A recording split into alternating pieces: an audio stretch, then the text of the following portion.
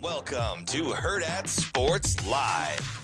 Skates it out through the slot, dropped it off for Grzelcyk. Koivunen in, down low for Crosby. Van Riemsdyk was sliding. Grzelcyk out high. Koivunen on the turn. Crosby spun around. Ruff scores! Implies bad luck. That one could be lucky. Well hit out to left. Gone! Third home run of the year for Garcia. As he rolls one to the right side. Renipo with the diving stop. From his knees to throw in time. And Seager goes after the first pitch of the inning. Deep out to center field. It is gone! Again, the Husker games are going to be on. That'll be fun. I think we'll see the personality of a lot of guys, but we're also just going to add in, unless Haven tells me after this, no. Put a lot of pressure on you right there, Haven. But we're going to add in some football for those guys. You know, it's not a battle for the 105 or anything like that. It's just more like, you know, these guys deserve a chance to put it on tape.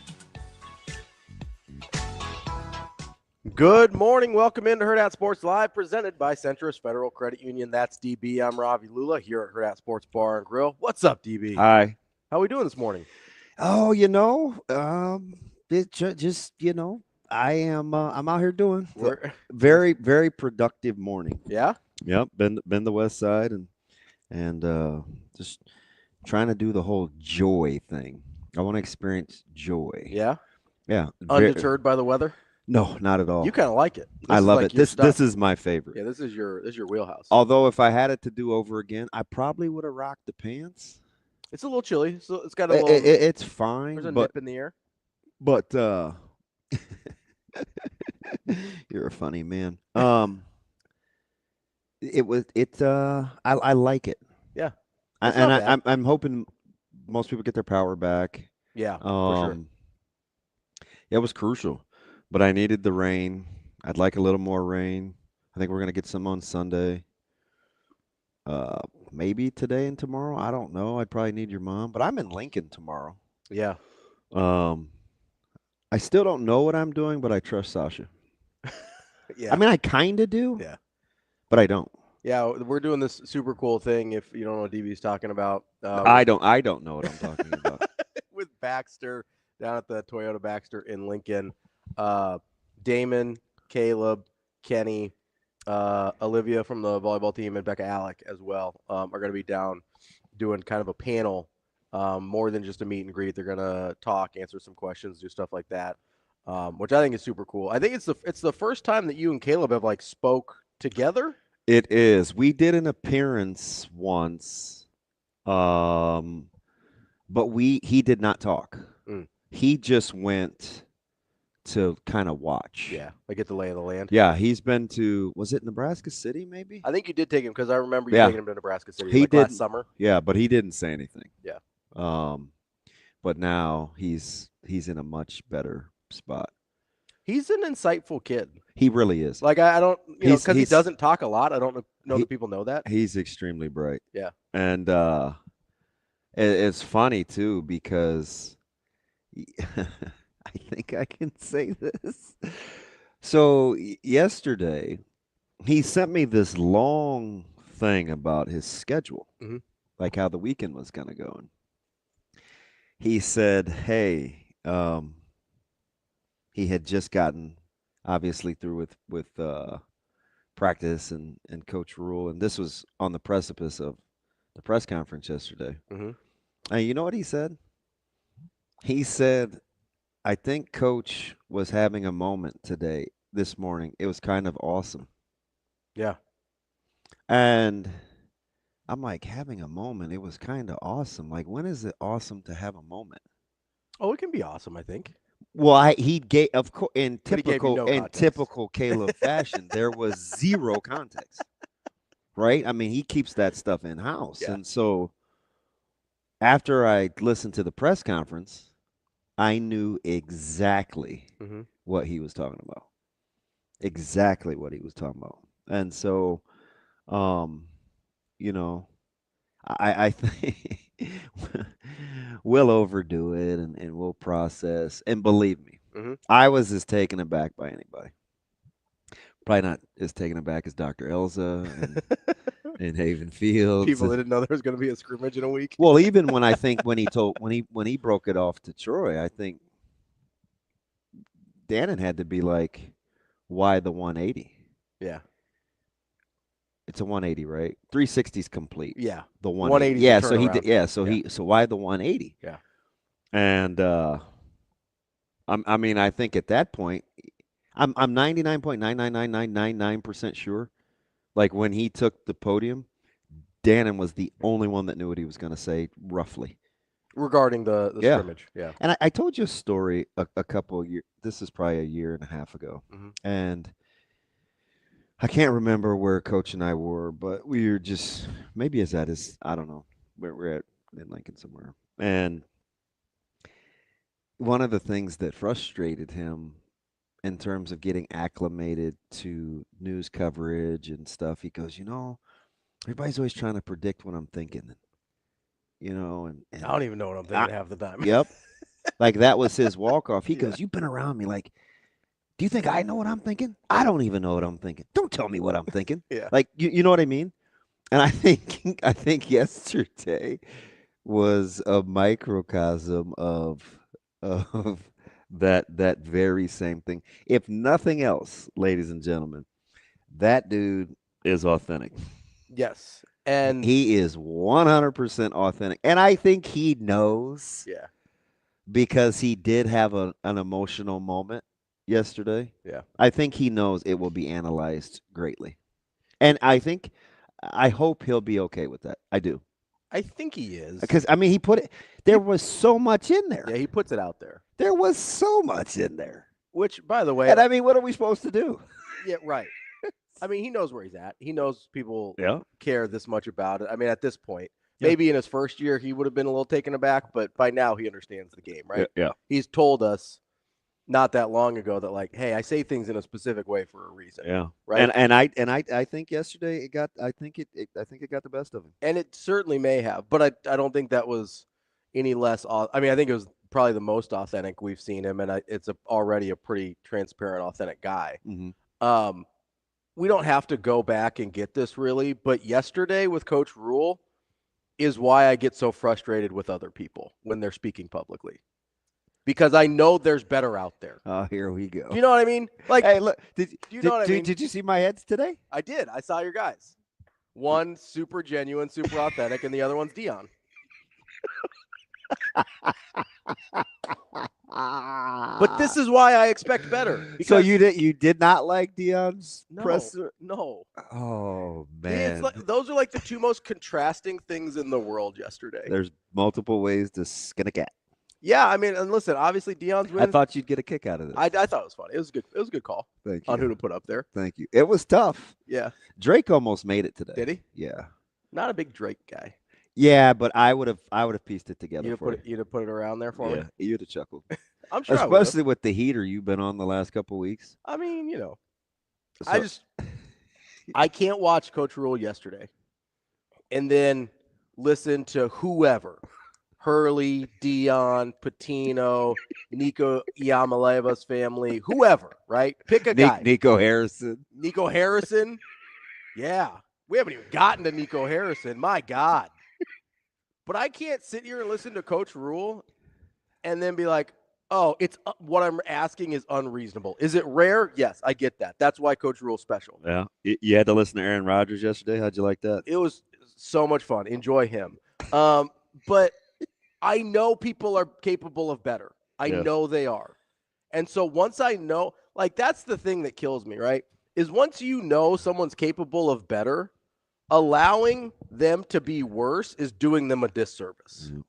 You know that. That's your whole life. It is. And I used to try to tell you, like, don't let people off the hook. I know. And now I'm not letting people off the hook, and now you're mad at me for it.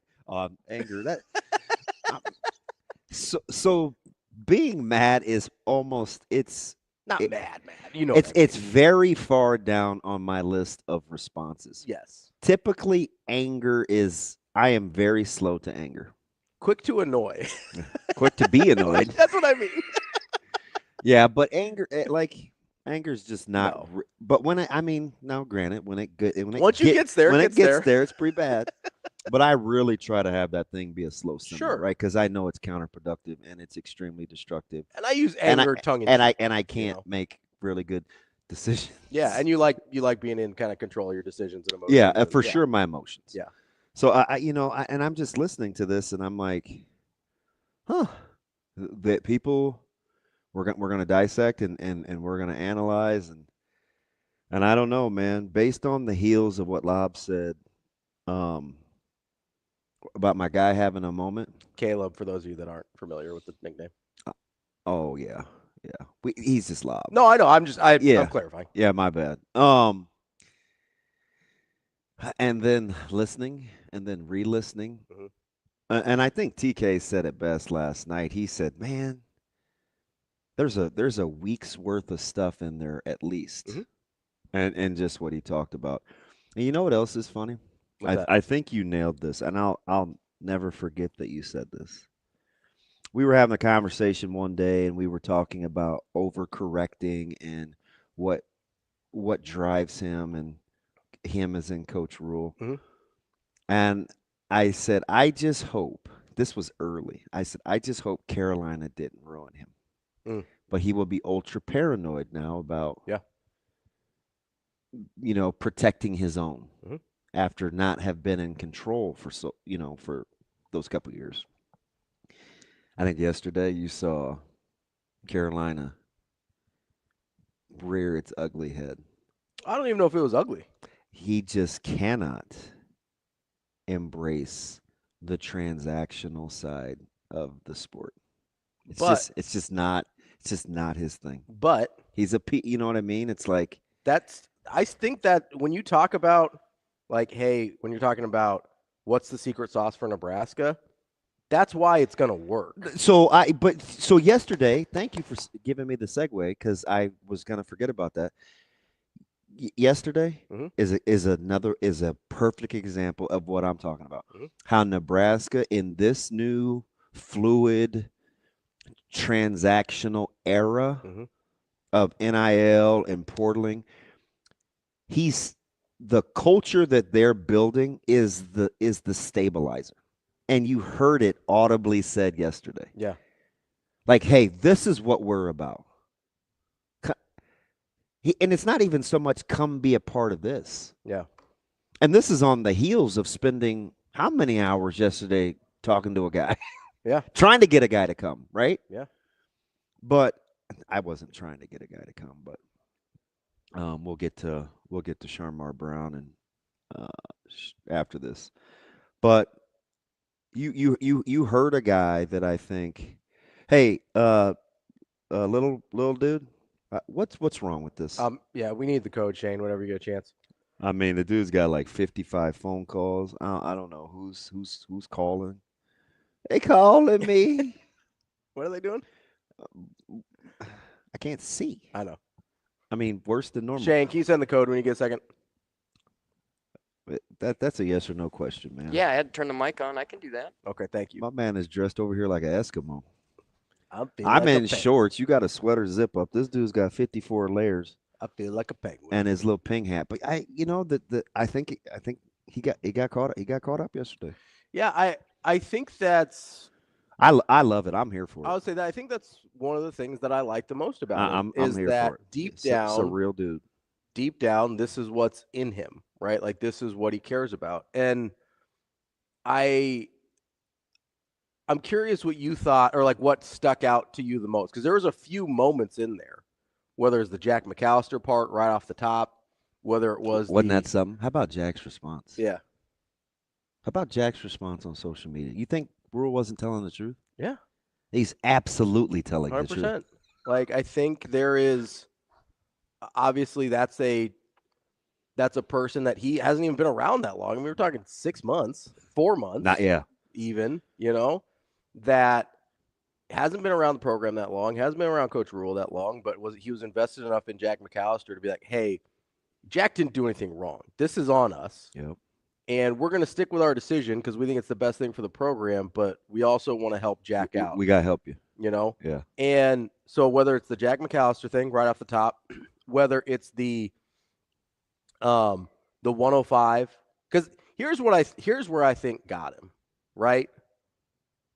He genuinely believed this entire time, until like 24, 48 hours ago, that he was going to get some wiggle room? That there was going to be a tapering process of some kind. I agree.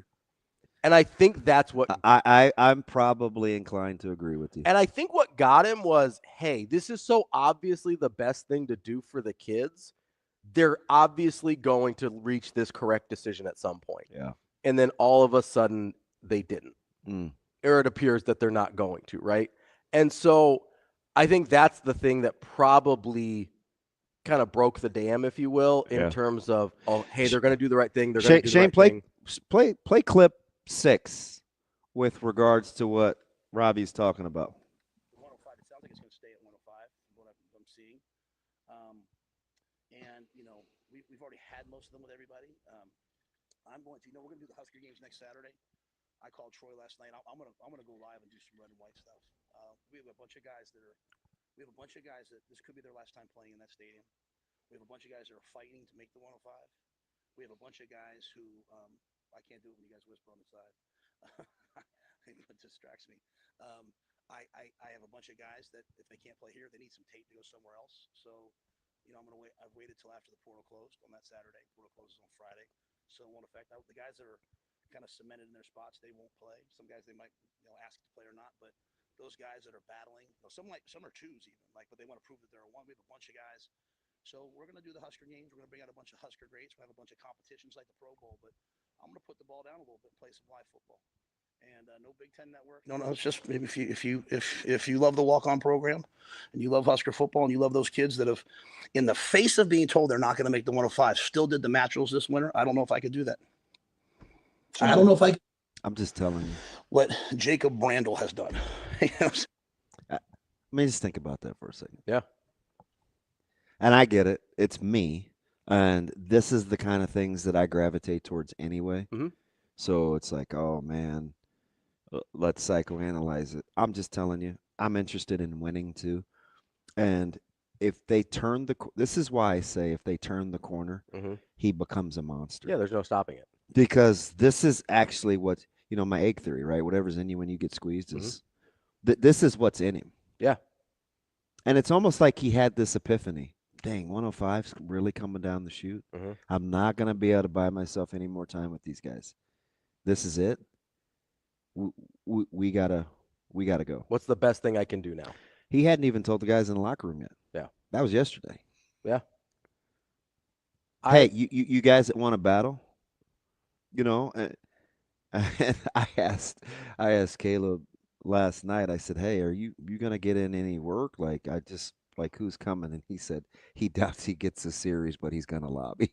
Yeah. So that's obviously good for him. Yeah. Or good for his stats on the team. Good as where he is on that. Yeah, his pecking order. But that's what guys are really trying to do. He wasn't blowing smoke. Yeah.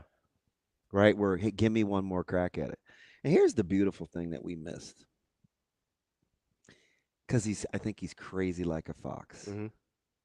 You missed your television partner's window, which is the main reason that he had to tell Damon, I think. Yeah. Your television partner, your network, which he brought up in passing quickly. Just no Big Ten Network. You think that was the first time they were finding out about it too? No film, no nothing that isn't generated by the university. Yeah. Because they'll have plenty of film to send out for the kids that are trying to go somewhere else. And they're going to put it together for them. Yeah. It's pretty good. Yeah. Right? Like the dirty isn't that a coincidence? You missed the oh shoot. You missed the 8-day window for the television product. Dang, just missed it. Makes sense, right? It does. He knows what he's doing. It does. You could see he was a little heartbroken yesterday. Very much so. And yeah. That was the tough part. Yeah. I was cheering him on for the authenticity and the fact that he was getting through emotional because he had to get his thoughts. Yeah. But he's wearing his heart on his sleeve a little bit. Yeah. And I'm riding with that because dudes don't do that. No. I mean, people in general publicly don't do that very often. Yeah. But especially dudes, and especially in the macho sport, like that's not a thing you see a ton. And for him to be able to do it and still be composed and still make good decisions, because I can just imagine. I haven't had obviously anything of this caliber in terms of public, but I've like you've been in a situation where you thought something was going to go a certain way. Mhm. And all the arrows pointed to, hey, this is going to go this way, this is going to go this way, this is going to go this way. And then the last second, something changes and it goes a different way. And you kind of have to just sit there and compose yourself and go, okay, what now? Because you were preparing as if it was going to go the way you thought it would and the way all the arrows were pointing. You know what? You want a prime example? Yeah.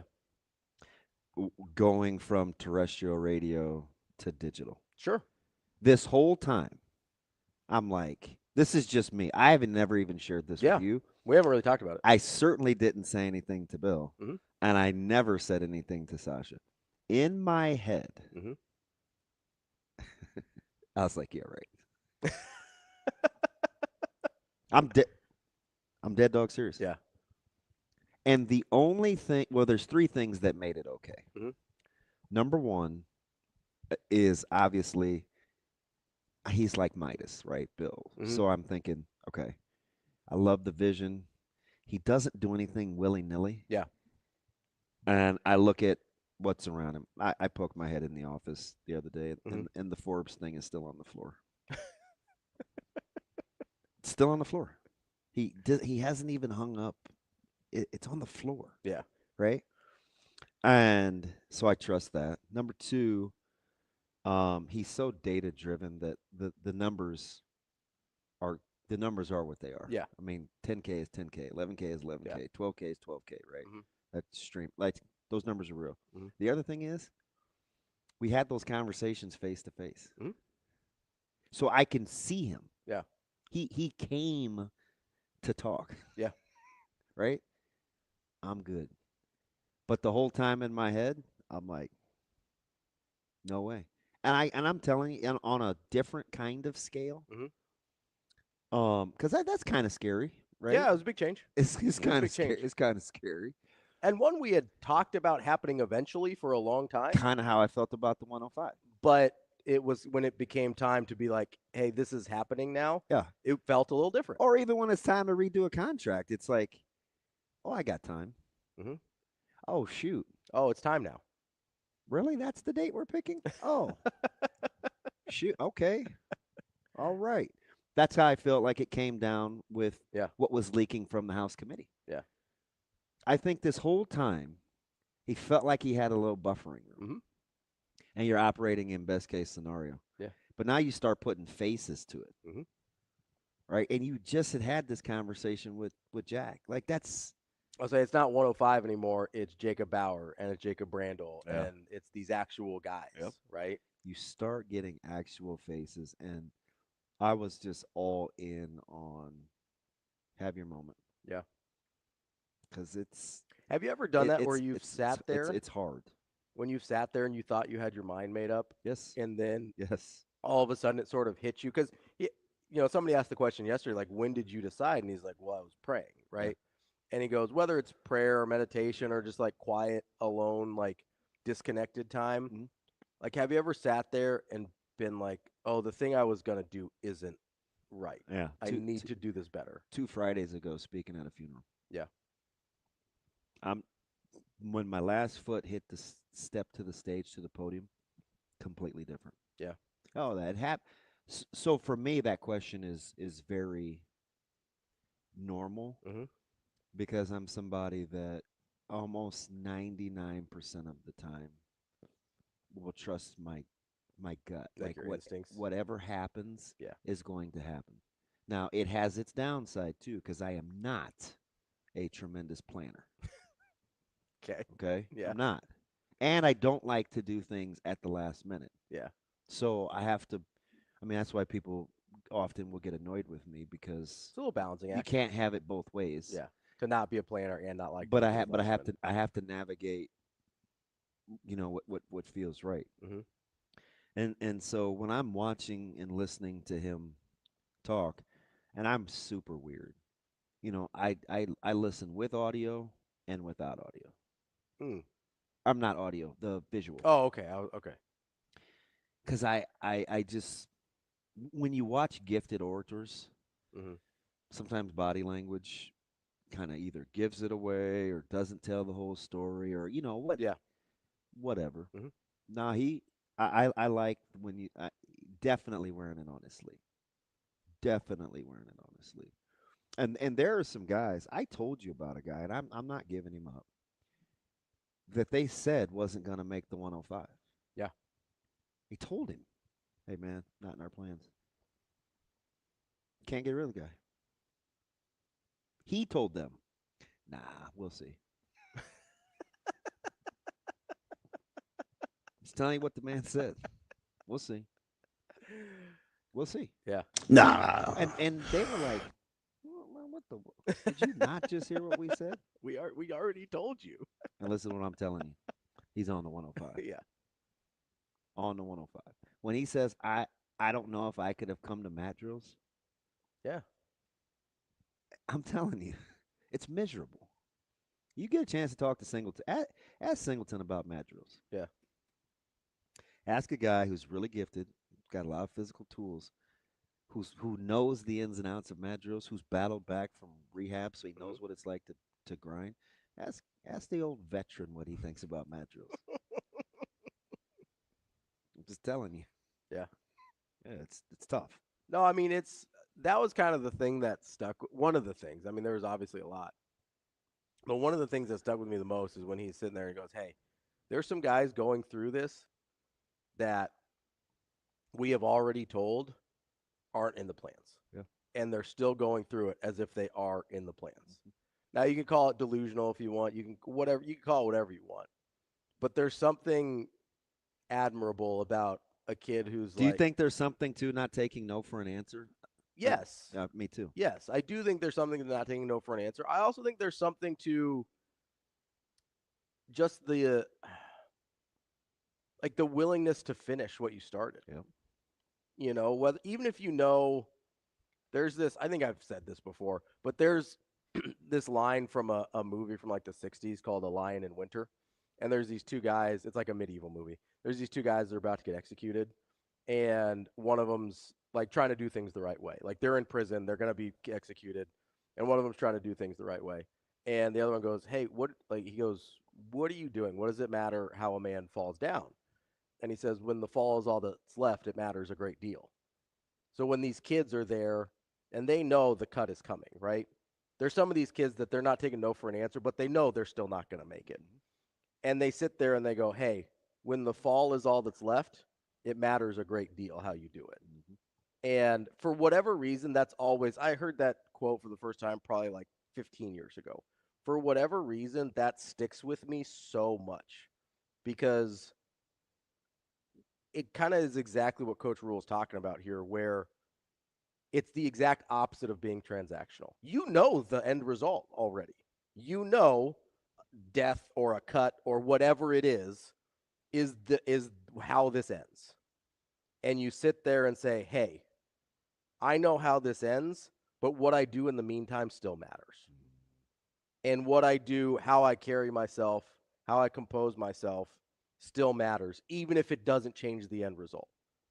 And that's what we're talking about here, whether it's Coach Rhule not wanting to be transactional, whether it's trusting the process, all these other things that we talk about and sometimes sort of poo-poo or say, "Oh, it's kind of a cliche," whatever. Like, that's where the difference makes, because How about how your staff has to ride with you? You think they don't have? You think there isn't an all of a sudden change in plans? yeah. But I also think that, I mean, Haven and Doc Elser got to be like, yeah, WTH. yeah. You're a week out.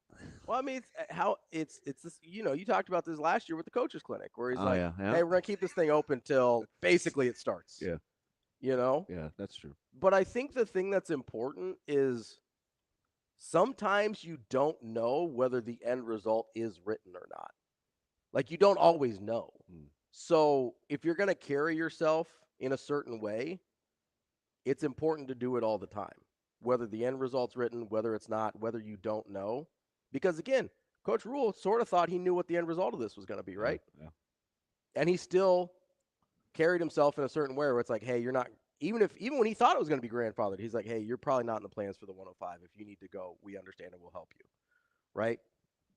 Long term, that's what's – like you keep saying, that's what's going to be the secret sauce. That's the I just you can just kind of see it coming and I got a little inkling obviously from Trev when he was trying to set up the department and diversify and put some semblance of a plan of the build out together and to make sure you added like a barber chair section and just the little things that make people's lives a little bit better. Yep. And then you get a guy that has kind of a similar vision. Hey, we need to make this home. It's the number one reason. Do you even remember the first thing that I said that drew me to Coach Rhule? He gave me the impression that he loved Nebraska as much as I did. Oh, yeah. So once I know that, all right, I'm in. How's that? That'll cover a lot. Yeah. Because you understand that there's something clearly bigger than you. That's kind of who you are as a person, though. Like, if you trust someone's motives, you give them I'll ride. You give them a lot of leeway. I'll ride. That's true. Like, the amount of leeway you give me I'll ride. is unreal. But I also do think I know your heart. Yeah, that's what I mean. Like, you know that whatever I say, however out of pocket, is as a person, at the end of the day, I care about you, and it's coming from a good place. Yeah, I'll ride. So you'll ride with it, and you'll be like, okay, that was out of line, but we're still cool. I may have to get up and walk a little. Yeah, you may have to like pace it off or take the headset off or whatever, right? But you understand where I'm coming from as a person, and so it makes sense that that's the thing that drew you to Rhule first. Is okay. Everything else was just kind of it's sort of gravy. It was just kind of a bonus. Yeah, like even the people like that he's looking for out of the portal. Right, we're have these conversations, not necessarily he and I, but just in general, just the royal we, and just the fit has to matter. Yeah, the fit has to matter, and I obviously one of the elephants in the room is Sharmar Brown, Marty. So having these conversations and talking to Marty, and he'll be in town. He was already coming. This isn't a Nebraska deal. Yeah. He was already coming back to Omaha for Easter. He'll be here around noon today. And we were talking about just miscellaneous things and how he loves Coach. He loves Coach P. What I tell you about Coach P. I fell in love with Coach P. I spent 30 minutes walking with that guy at the coach's clinic. And he said, the cool thing about him is, like, he understands he's going to help me. He's for me. Those aren't my words. Those are his words. Yeah. So your star running back, and this is on the heels of, and coaches that were at the coaches clinic know how North Dakota State feels about NIL. It's part of the reason they win, though. It has some Creighton vibes to it. Hey, this is how we do it. Yep. It has some Blue Jay vibes to it. There's slots. There's not a lot of gray. You may have a little wiggle room for top feeders to go out and kill what you eat or eat what you kill, but for the most part, it's like this. And I said, here's the beautiful thing: nudge, nudge, wink, wink. Guess who has a tremendous amount of respect for Coach Rhule? That would be Coach P. Yep. That's why he did the coaching clinic. That's why North Dakota State did the coaching clinic. Why don't you pick his brain to help you decide? I got you.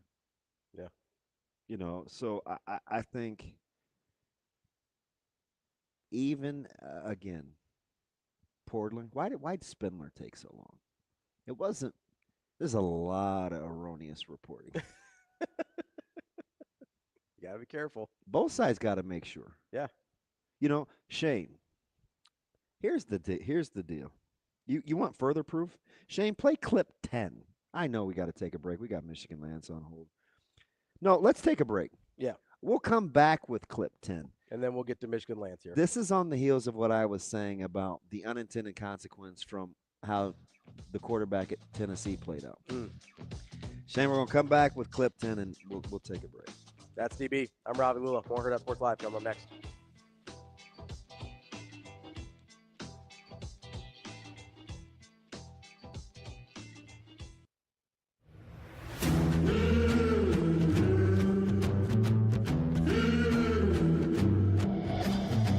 The Mizuno and Oklahoma State softball story is a story of growth and success. After getting to visit the team this fall and watching practice and talking with Coach G, I am confident in this team this year. The best you is really dang good. I mean, it's really good, okay? So just be that. No more, no less. Lightning in my fingers, and I'm nice on my feet. Heavyweight big swinger, got you singing double while they're counting to 3. Mizuno and Oklahoma State softball are built for big moments. Brace yourself.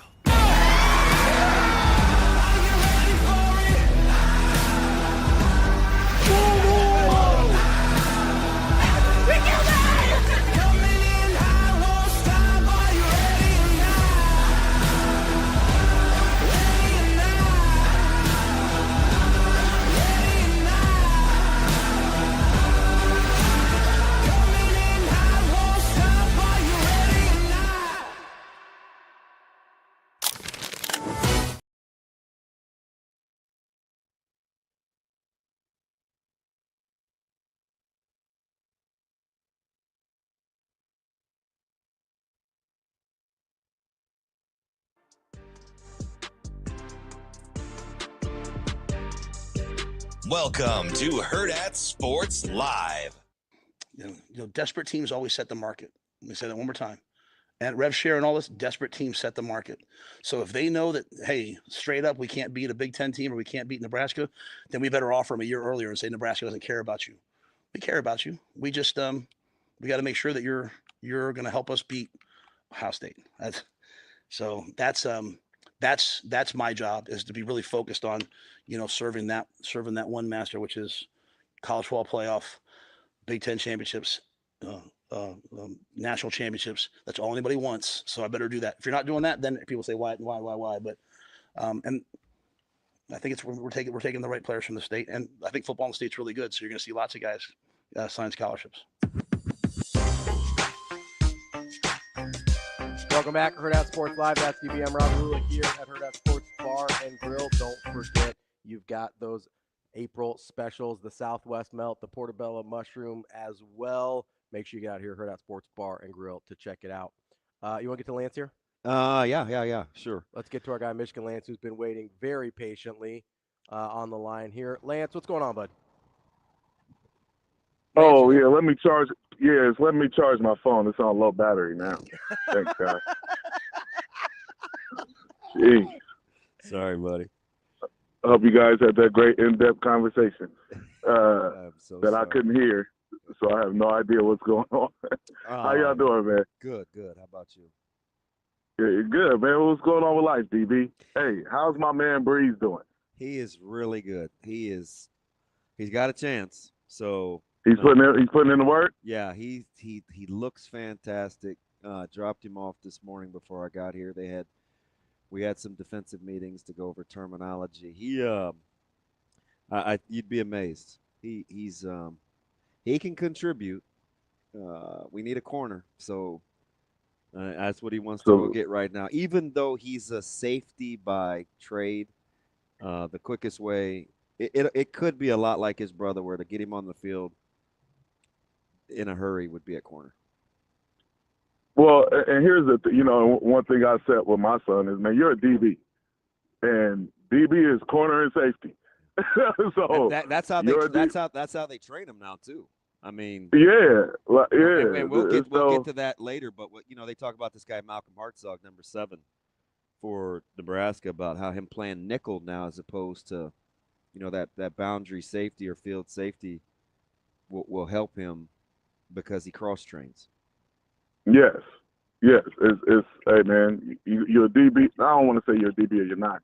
You can be a corner safety, but Yeah, I'm making sure my son's a DB. Yeah, That's nickel, corner, safety. Yeah, he's good. He's grown quite a bit too.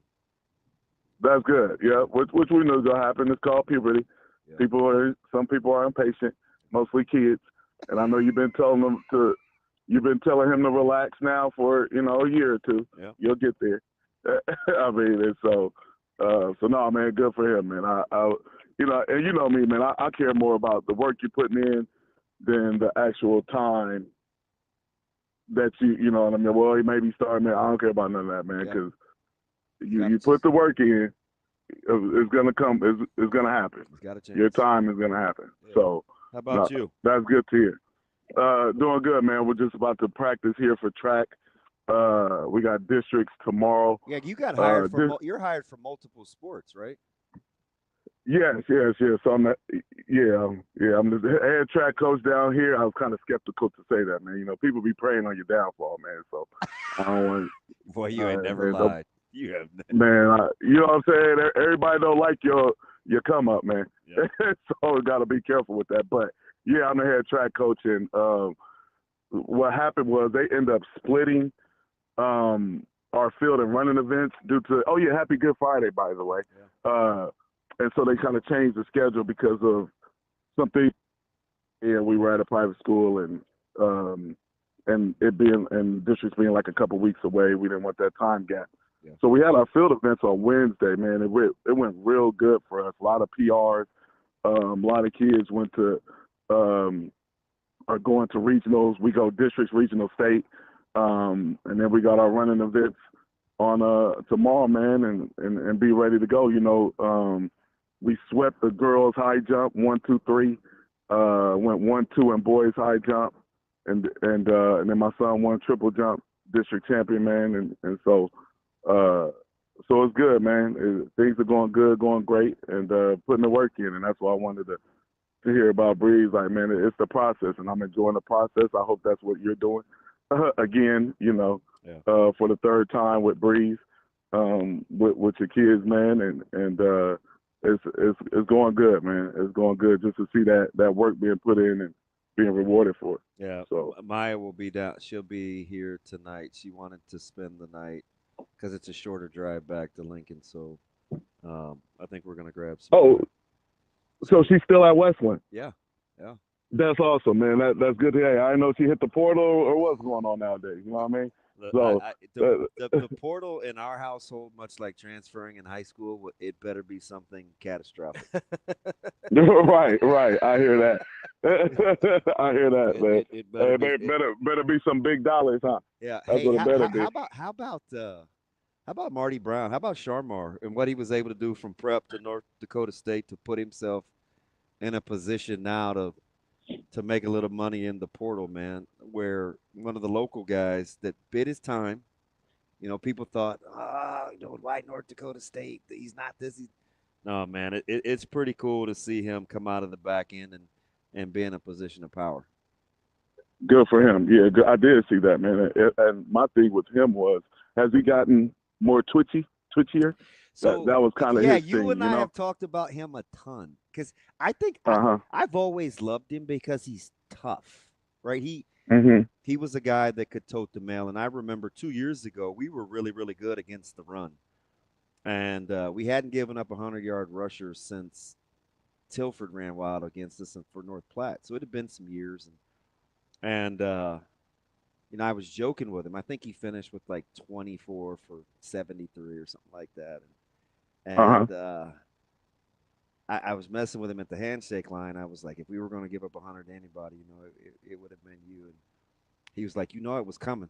You know it was coming. Like, he's just one of those guys, like, just feed me and I'll make it happen. So I wouldn't say shifty, but I would say he's sudden. He's a better, okay. Yes, yeah, I know exactly what you're talking about. He's a better, who he's like. He's a better version of Dowdell that we had in the offense last year, 23.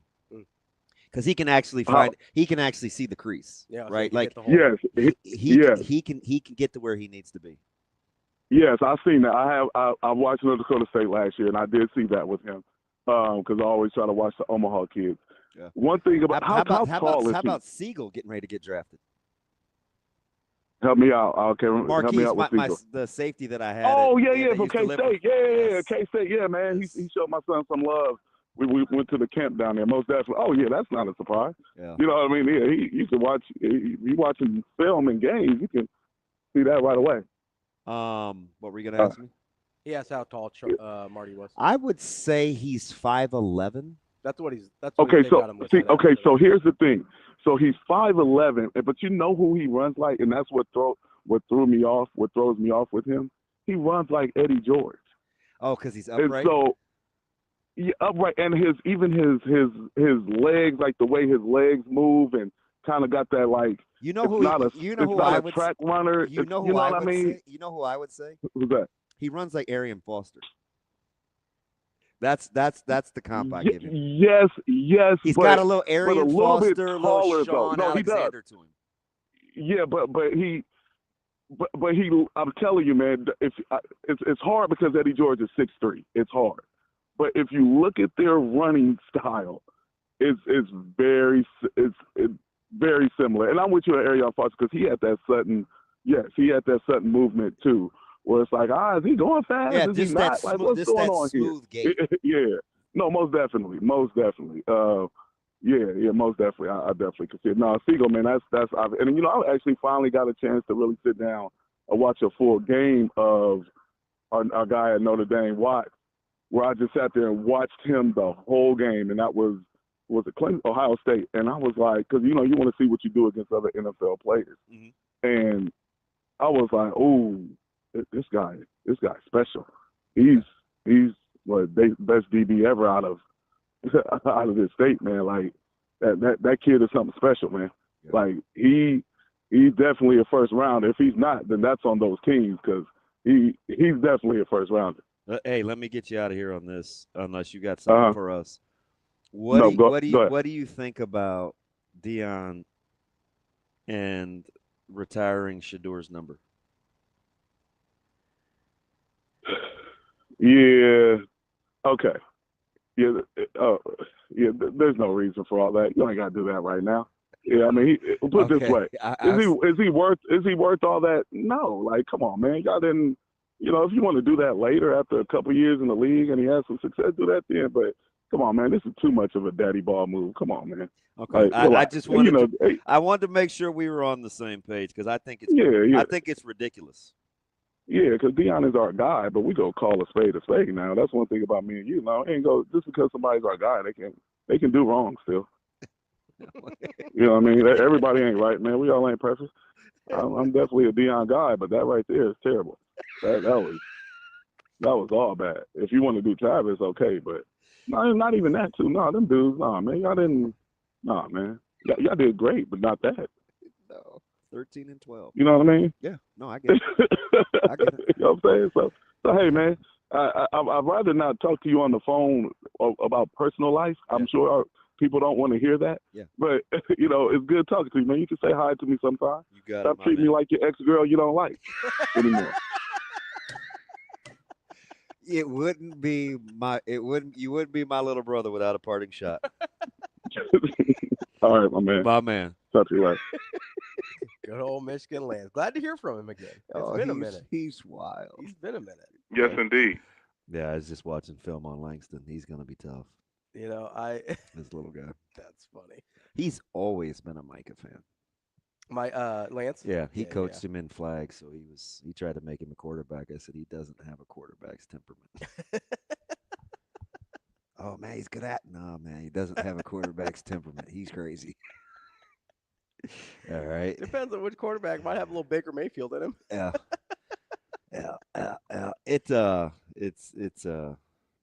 I'm still a little taken aback. By the Deion thing? No, just yesterday. Oh. You know, because I think if I'm a fan, yeah,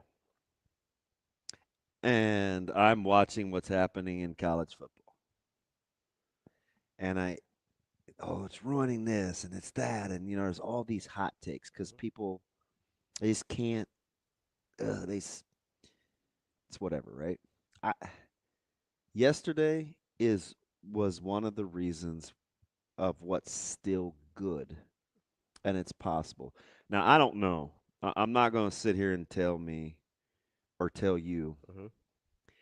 that they're going to win X amount of games because of it. Yeah. I can't say, hey, they'll be playing for championships in 2 years or a year or whatever. I don't know that. Mhm. But what I will say is when I say things like, water will finds its levels, or don't panic over this move or that move. At some point, enough people, and I believe this, you're going to laugh, will do the right thing to calm the waters because they themselves will get out of control. Kirby Smart doesn't say what he said last week without it dawning on him. Yeah. Where, you know what?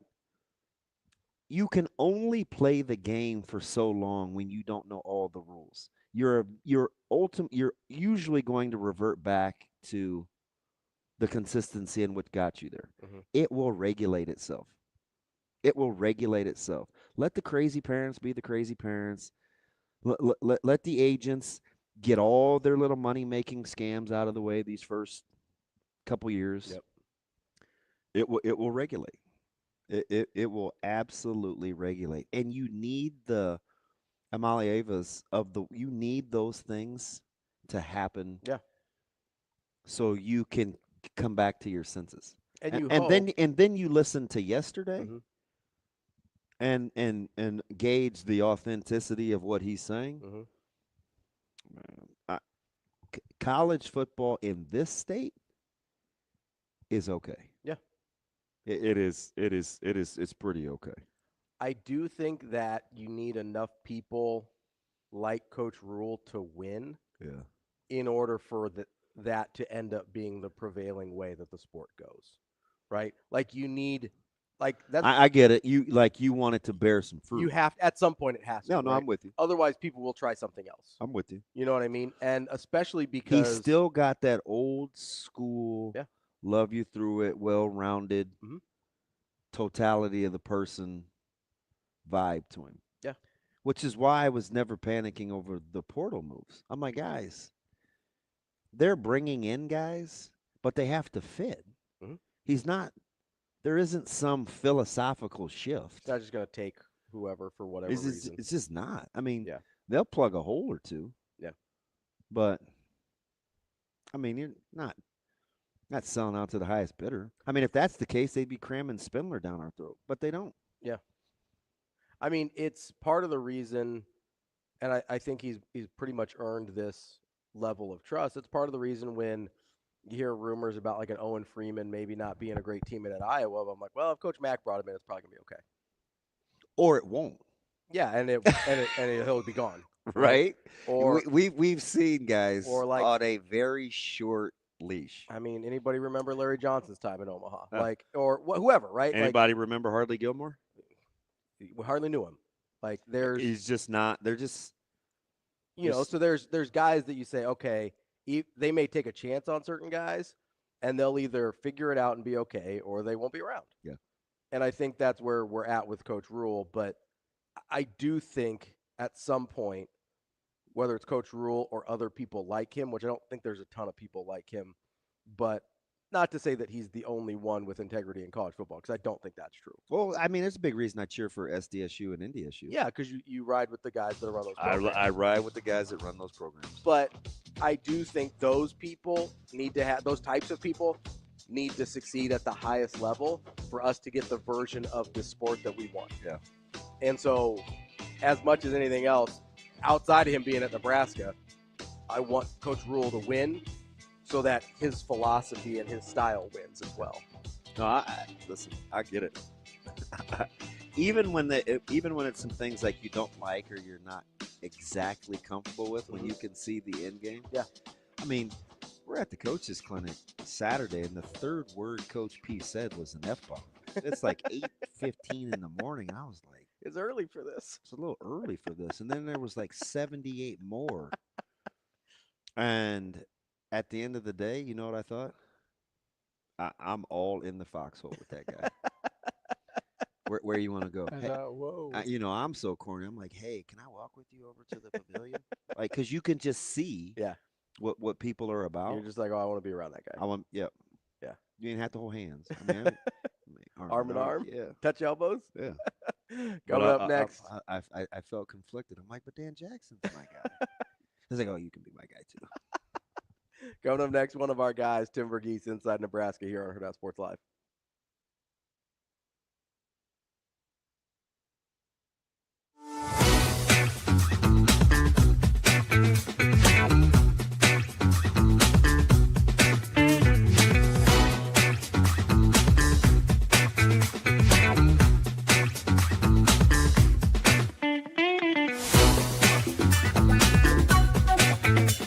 I have one job, it's to win at Nebraska. Okay? Anytime a coach here has tried to do anything else but win at Nebraska, they've been asked to leave. And I'm not saying that's what I'm saying, like, no man can serve two masters. We have to win. Everyone cares about everything else when you're not winning. When you win, I mean, Tommy Frazier was from where? Okay, I'm saying like that no one cares, you know what I'm saying? Like, so, and I'd say that, like, I want to mine the state. I think there's good players in the state. Okay, but like, if a player's a really good player and doesn't quite fit us, and he's going to go somewhere else, I want him to go be happy. I care about football in the state. That's why we're open. Every practice is open to the high school coaches in the state. That's why our camps are not just select invitational camps. That's why we do youth camps. That's why we do free youth camps. That's why we go speak at clinics. That's why our coaches clinic had 500 people here just for us. We are going to pour into the state in football. But what I have found is, if you bring a player here from the state and they're not happy, the place that they love now becomes a miserable thing. So I have to be sure that they're good enough.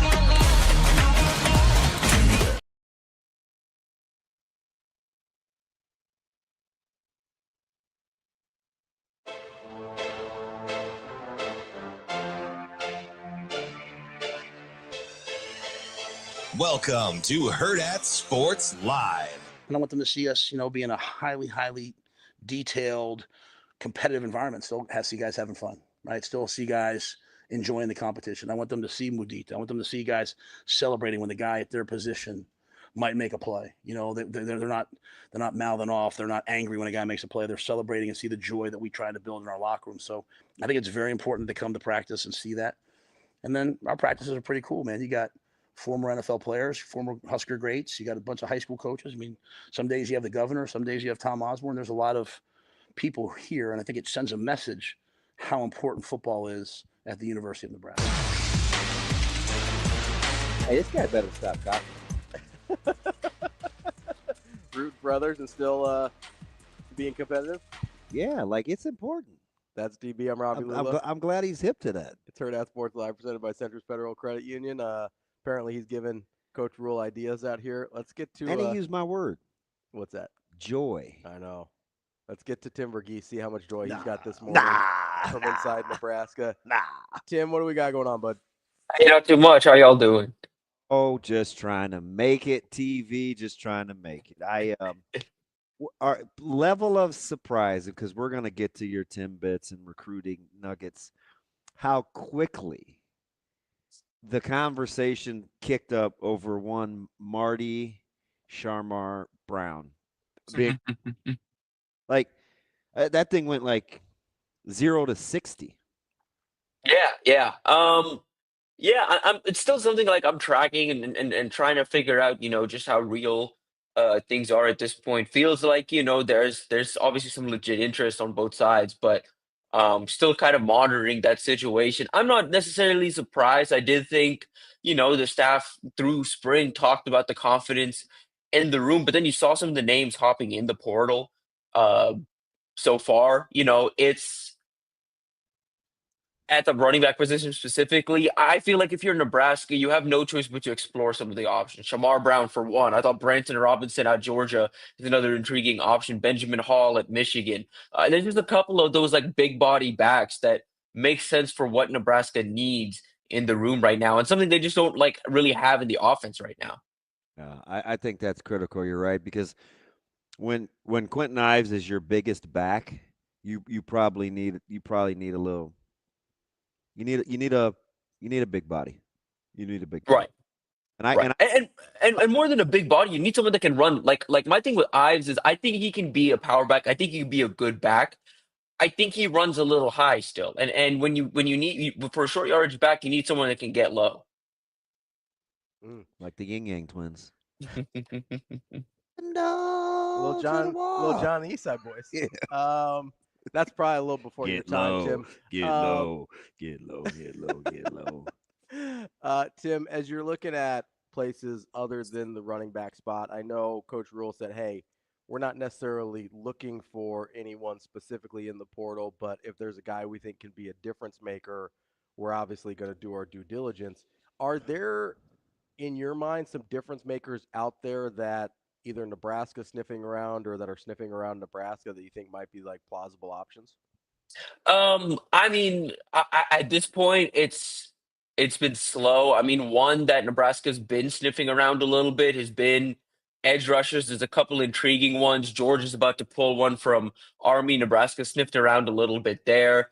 There was another one from Buffalo that's in the portal.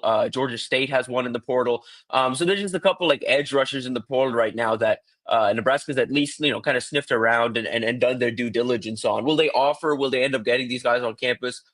I don't know. I do think the confidence in the edge rusher room is real. But if you can find a difference maker, and again, if Georgia's out here plucking Army edge rushers, I feel like any program should at least be sniffing around those type of guys. Tim, how do you feel about? I'm on this, and I can take it over time if I'm wrong or I'm being a little naive, but I just feel like. I listened to Kirby Smart last week, and he was talking about how the standard has kind of gotten away, and they can't practice like Georgia. And he asked the guys that had been there had been through 3 spring practices to raise their hand, and how few guys could raise their hand. We saw Heupel take a stance, and Tennessee take a stance on Nico in that situation. We see how Coach Rhule is trying to run his program.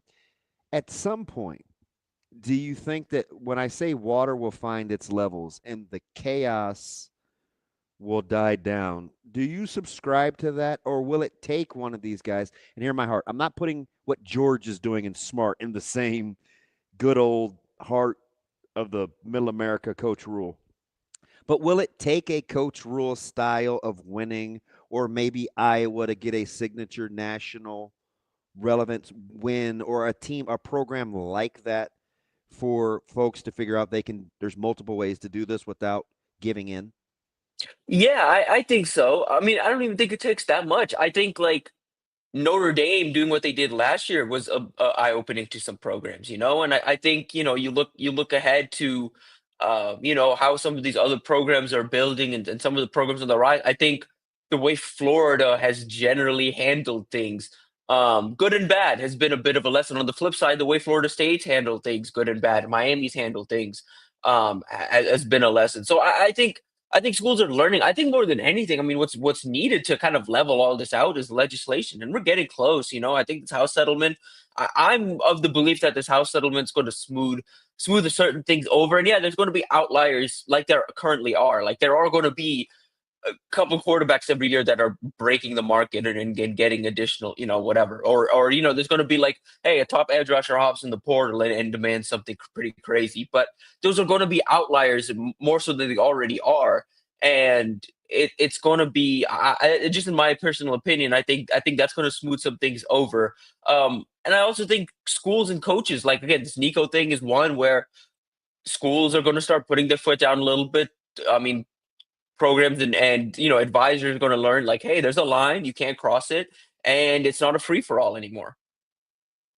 Tim, I'm curious because you brought up several programs there, and I think sometimes when we talk about transfers, we look at a number and be like, "Oh, this is a transfer-heavy program because they brought in 20 guys," or "This is a high school recruiting-heavy program because they only brought in 8 guys," or whatever the case is. But if I remember the statistics from last year, Notre Dame had almost as many, if not as many, transfer guys as Ohio State did, but we viewed them very differently. We saw Florida State go from 13-0 one year with heavy transfers to 2-10 the next year with heavy transfers.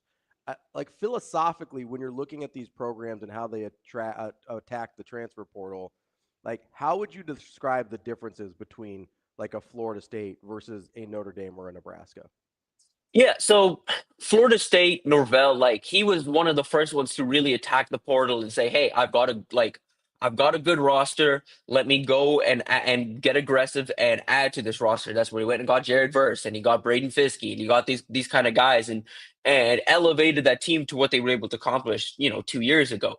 He tried the same thing a year later without the high school recruiting to match, which is what all of these other programs had to fill out the back end of the roster and to develop internally. So there was no high school really recruiting, and then he went out into the portal and swung and missed. And that's what you can't do. Like what you have to do is there has to be a balance, like what Nebraska's done over the last few years. Is you build out the bread and the depth of your class, the heart of your program is high school recruiting, and you complement that with transfer portal. Notre Dame did the same thing. And of course, it's a little different when you go out and say, "Hey, we're going to go get our quarterback out of the transfer portal." But when you're a program like Notre Dame, when practically everything else has for the most part been developed internally, and even most of those other transfers they had are multi-year guys that they developed themselves. When you're able to do that and then you're able to throw in a quarterback, that's another strategy in building a program. We've seen multiple programs have success doing that where they build everything else up and then they go out and they go find, a veteran quarterback or an established quarterback that can help take that roster over the top.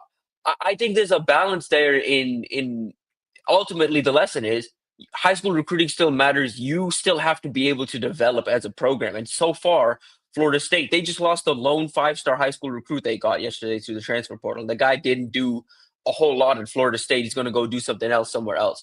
That's the lesson is ultimately you have to be able to develop. You have to be able to recruit high school at a successful level, get these guys into the program, get them to stick around in the program. And then, yeah, at some point you have to be able to complement the roster with transfers. But the guys you bring in have to fit the culture and you have to hit. You have to hit on more than 50% of those guys. So let me ask you something, TV.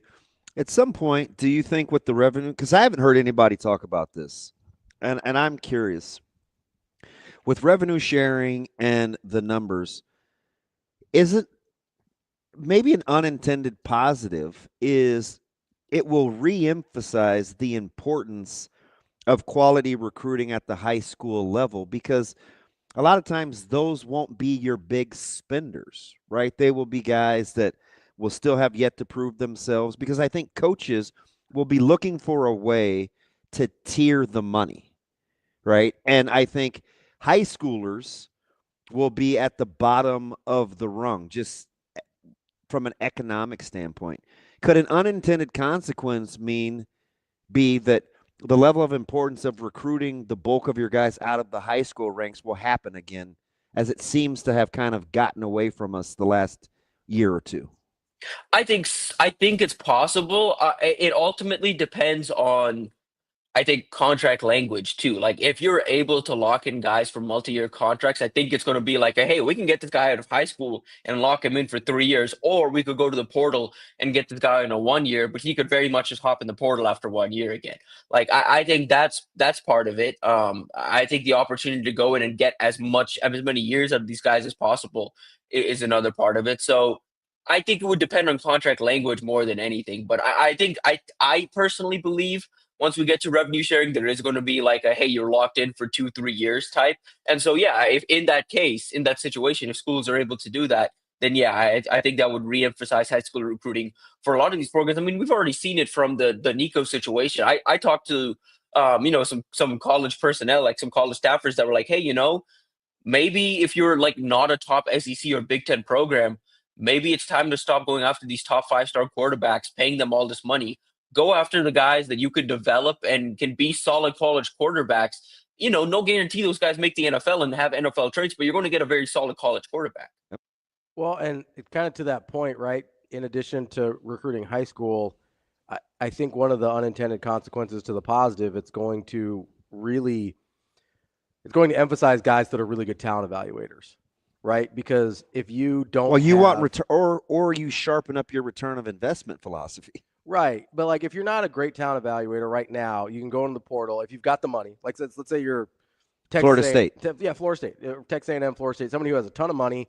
Maybe you're not great talent evaluators. You can go out and just say, well, I can pay for Jared Verse, and I can pay for Keon Coleman, and I can pay for Jordan Travis or whoever, right? As opposed to if you're anybody else and you go, okay, I can't go out and just buy a roster, whether it works for them or not. I have to actually go and evaluate these guys that are 3 and 4 stars, maybe lower 4 stars, and say, hey, this is what I can see the projection of what you can become. Let's go get these guys because these are guys we can afford, and I think I'm a better talent evaluator than X, Y, and Z school. Yeah, I think it's going to emphasize that. I think it's going to be important for these staffs or these head coaches in particular, to look over their staffs, look over their recruiting departments, and make sure they've got guys in there that know what they're looking for and can check boxes and can land those guys. Like, I look at a couple of programs right now, like, Penn State in the wide receiver position. Like, why has that been an issue for them for so long? Like, they seem to be working to address that through the portal now, but it's been an issue for a while. I see some of these programs, and it's like there's specific positions they always struggle to identify. You mentioned Florida State. I think Miami's a program that kind of just throws money around a little bit and doesn't really evaluate fit or talent or really ultimate long-term development. I think they do a good job at the high school level, but through the portal, I haven't loved some of the work they've done. Yeah, that's funny you bring them up. That's one of the things that I was talking about with Marty yesterday in Miami, where you just have to make sure. And I'm not trying to sway or deter. We're just talking, right? But I agree with you about how many these schools that don't spend wisely. At some point, it comes back to the people that are investing the money. Like, rich people don't get rich by wasting money. So they'll want to see, like, okay, we tried this the first year or two. We need to be better spenders, right? Tennessee will be better post Nico, right?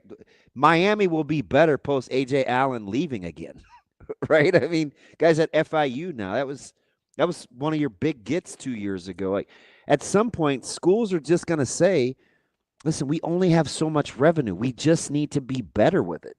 And I think we just need to be patient. Yeah.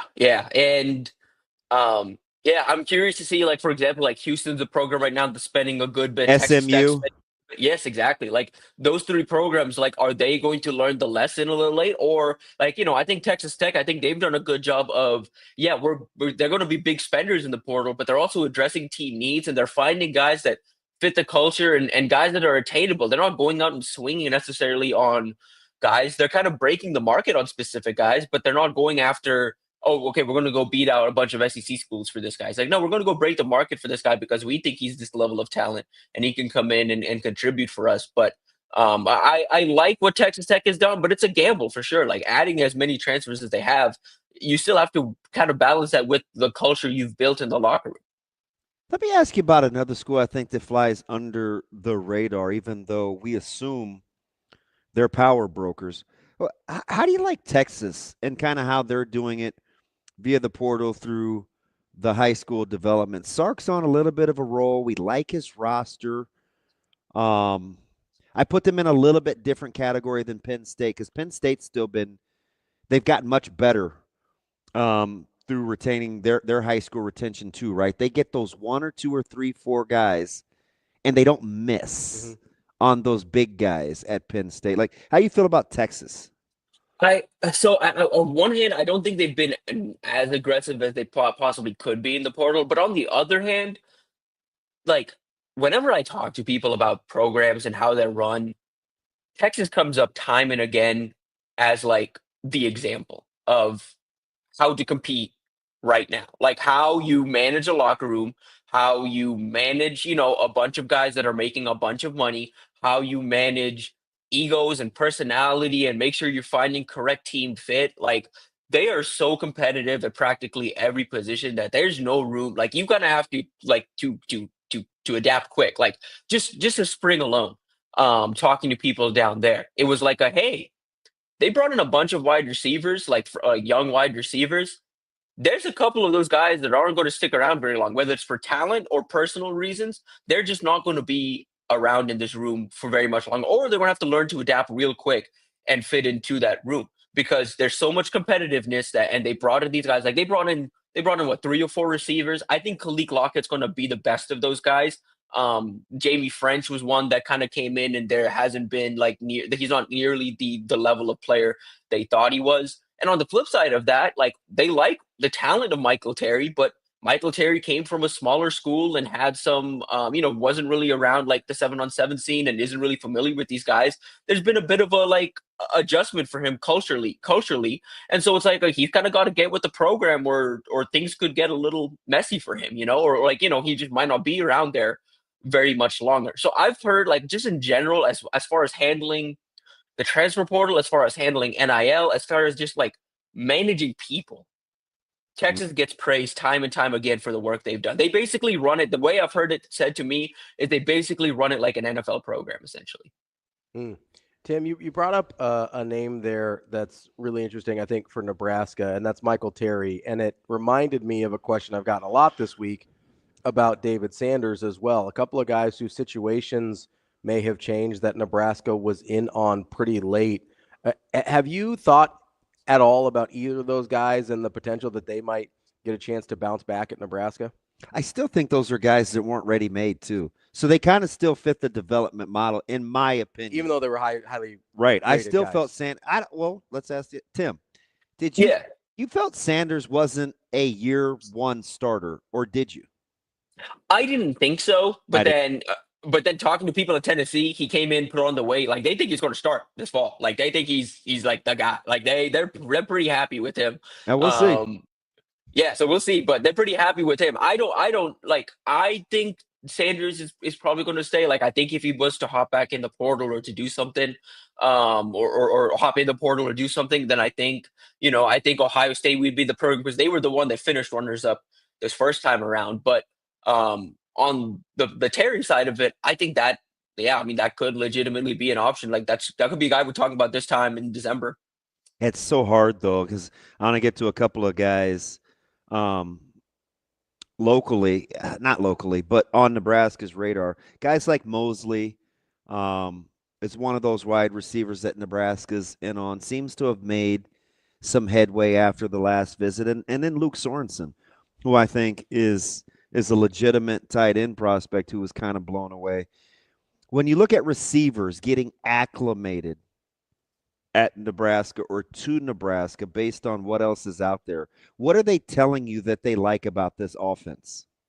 Dylan, I mean, just the quarterback getting the ball out quick. The fact that, I mean, multiple guys tell me, it's like, hey, it's really cool that Dylan has like a really strong relationship with his top pass catchers. Like, Luke Sorensen told me, he's like, I hung out with every one of the tight ends. They all told me that they've got a close relationship with Dylan. Specifically, the top end of that room has a really good relationship with Dylan. And then Dylan took him golfing. So Dylan was like, hey, let's go build a relationship ourselves, So I think that's a big part of it.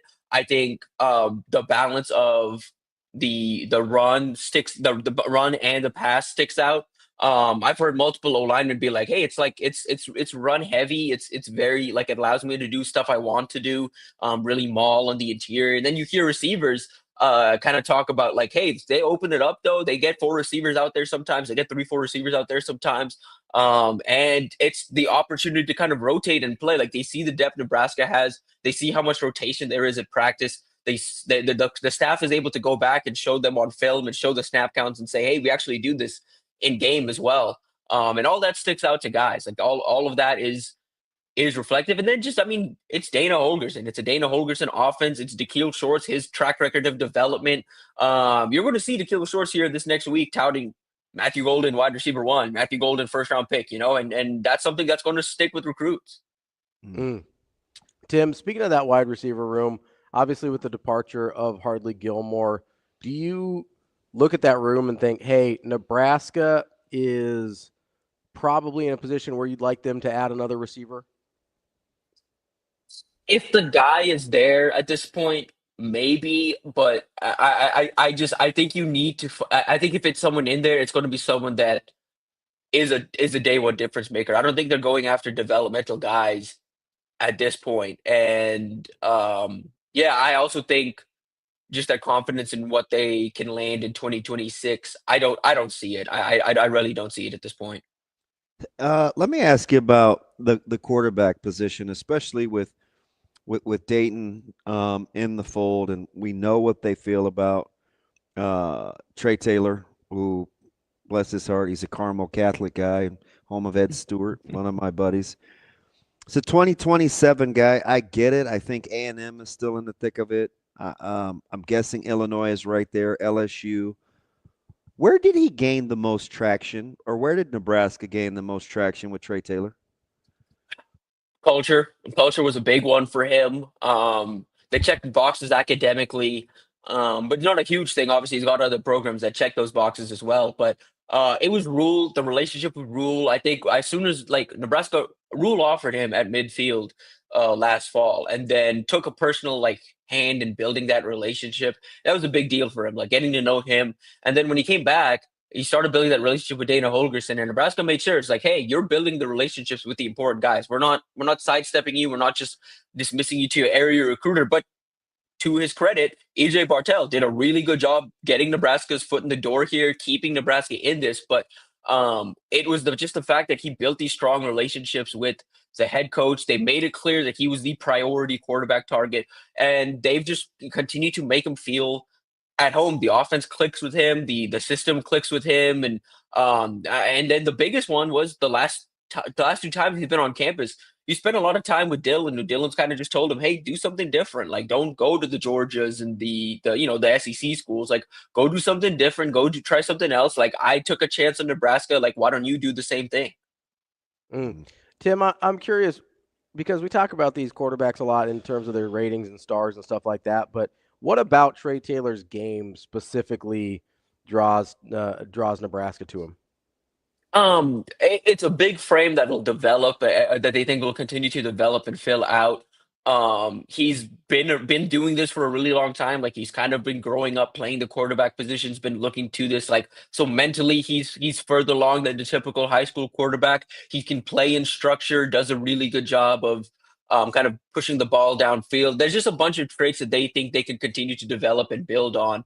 And that's just kind of the read I get on it, is just kind of it's one of those situations where they think he's a guy that still has some untapped potential, can still continue to develop. And I think there's something there too in terms of like just the ability to take the layups. We talk so much about Dylan and how what it takes to win is taking the layups. He does a really good job of that.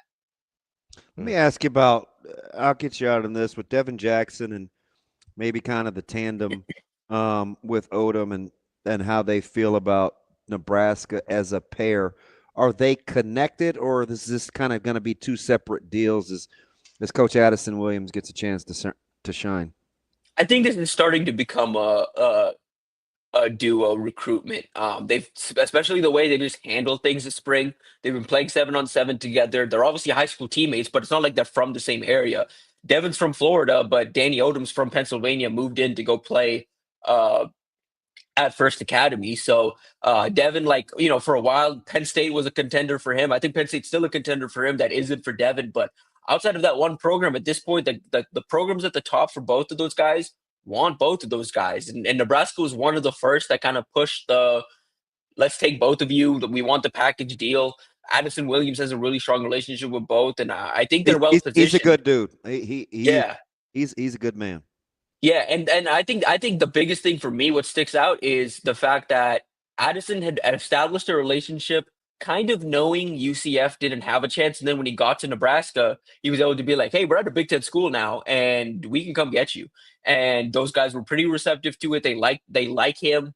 And yeah, I'm very interested to see how the summer goes for the both of them, because they're bringing both those guys in on June 20th, which feels like the weekend. That's also the weekend that Dayton Raiola's in town. Luke Sorensen, Ryan Mosley, DeZephan Walker, like those are the top of the board targets at those positions. Yeah. That's our guy, Tim Verghese, Inside Nebraska. Great stuff as always, Tim. Appreciate the time. We'll talk to you next week. Thanks, TV. Sir, appreciate y'all. Good stuff there. Yeah. A lot of stuff in there. It's a busy time. Man. Busy time. Yeah, that 20th, that's a big day. Yeah. Yeah. I mean, because he's right with Mosley and Jackson and Odom. And I think Trey Taylor's still wanting to commit May 1. Yeah. It seems early. He bumped it up, didn't he? Yeah. Because it was summer, I thought. And he's a 27. Yeah. So he's got – that's what some of these quarterbacks commit early, though. Yeah, I don't know if that's always a good thing because that position is so fluid. That's probably the position that was affected the most with the portal is recruiting high school quarterbacks. Yeah. Because, I mean, what did we see Michigan try to do for so long? Yeah. And they finally got a high school guy now that they can develop. A lot of guys just want a quarterback that they can just go get from someplace else. They're not willing to be patient at that spot. That's DB. I'm Ravi Lulla. More Hurrdat Sports Live coming up next.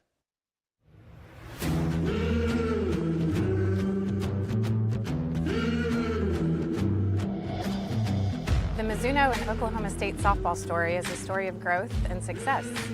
After getting to visit the team this fall and watching practice and talking with Coach G, I am confident in this team this year. The best you is really dang good. I mean, it's really good. Okay? So just be that. No more, no less. Lightning in my fingers, and I'm nice on my feet. Heavyweight big swinger, got you saying double while the counting to 3. Mizuno and Oklahoma State softball are built for big moments. Brace yourself.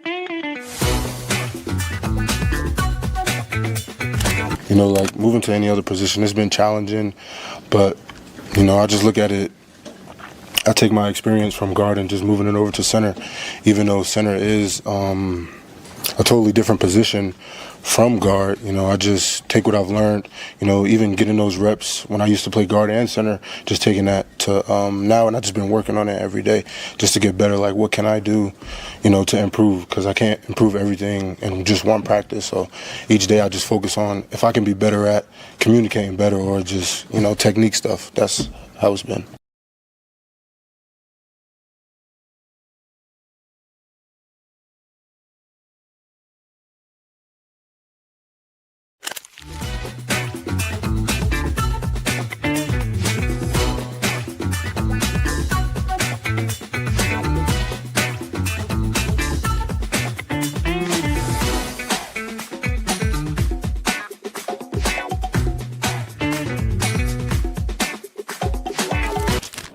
Aspirations can drive us. Sometimes a simple gesture is what fuels the pursuit of a dream. When it's time to make your dream a reality, we are here to help.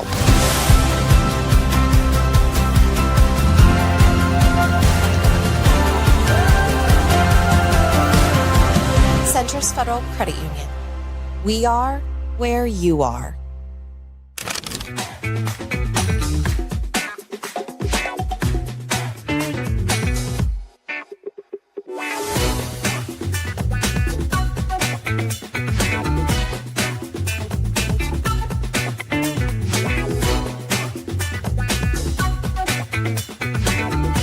Yeah, I think you know, obviously we'd still need to put together a stretch of consecutive wins here. Have we played better at times? Yes.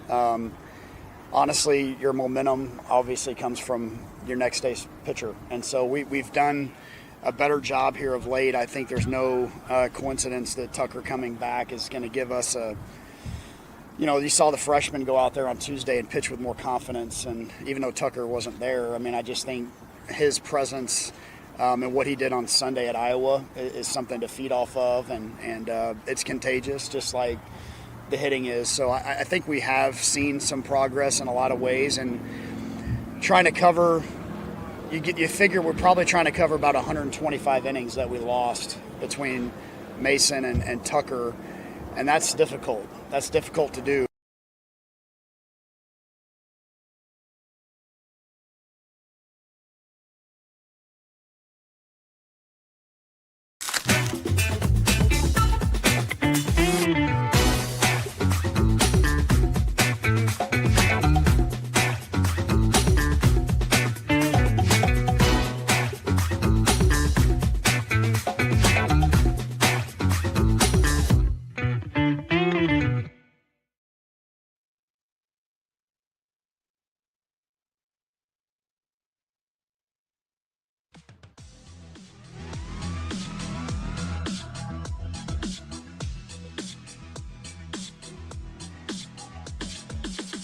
You're listening to Hurrdat Sports Live.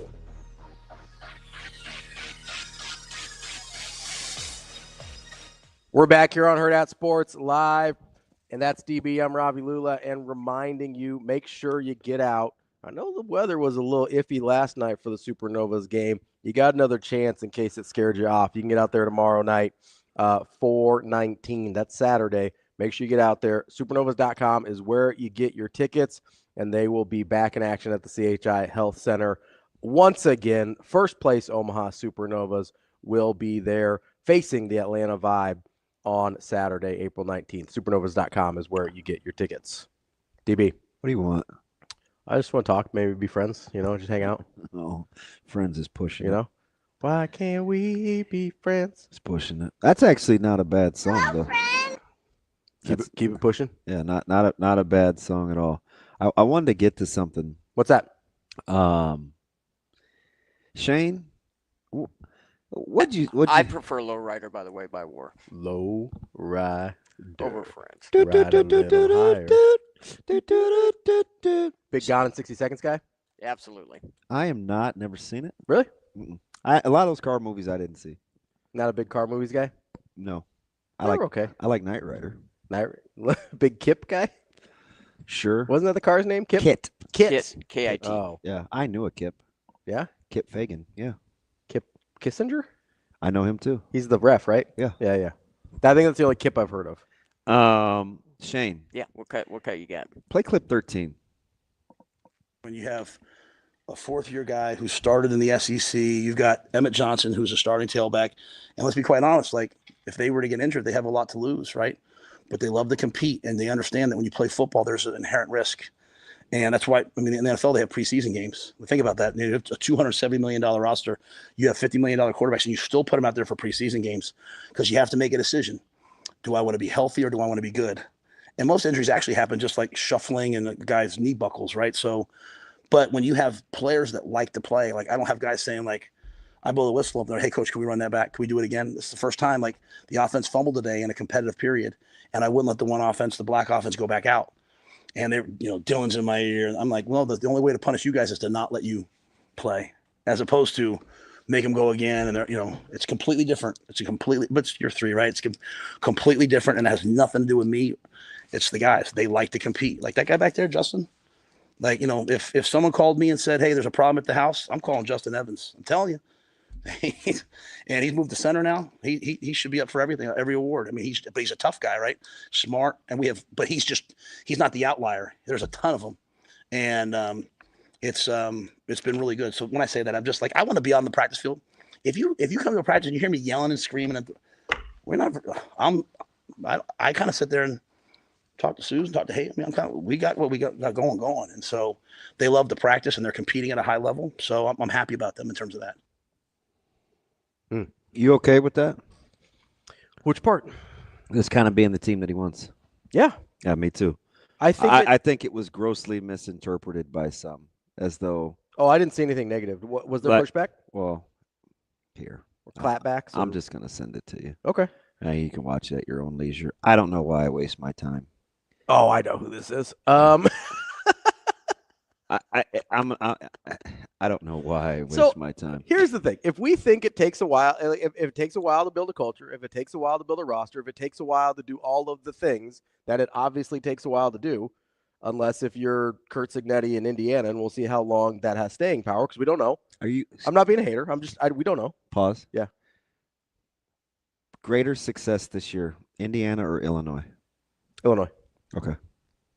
I like Brett Bielema a lot. I think they're doing a really good job there. Well, I like their schedule. Sure. But I also like what they're doing. Yeah, okay. And I have a weird amount of insight into Illinois, so that's probably part of it. But I think if you can say all these things take time, and most of the time they do, especially if you're trying to build something that lasts, then why is it in going into year 3 not okay to say this is the team I've been waiting for, or this is the team I've been building for, or whatever? Yeah. Like if all those other things are true, and then you're like, hey, it's here. Yeah, you just have to have a certain amount of maturity to be able to handle the context in which you said it. And you also have to, if you're Coach Rhule, have to be willing to understand, all right, now I'm going to be held accountable for saying this is the team I wanted. Yeah. And he's obviously okay with that. So, the funny thing about him giving examples of guys that have stuff to lose, there's still guys that aren't, like they're not lock stock. Like Emmett Johnson still gets buts. He talks about a 4th-year guy that's played in another conference that's still going to get a but. Right there. He's picking guys that still aren't proving. Your quarterback is coming off of 13 and 11 touchdown interceptions. Yeah. That was below the freshman average of guys that had 500 snaps or more.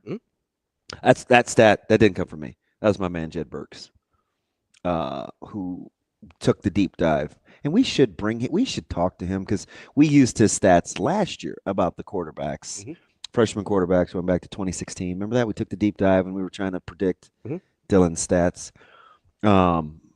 He did that again with year 2 freshman QBs. So my point in saying that is even if guys like that are still hungry, you're still picking guys that fit your model. There is no ready-made, we've made it. They don't have a guy like that yet. No. And even they you know what I mean? So he's still talking about guys that have plenty to prove because you haven't won enough games.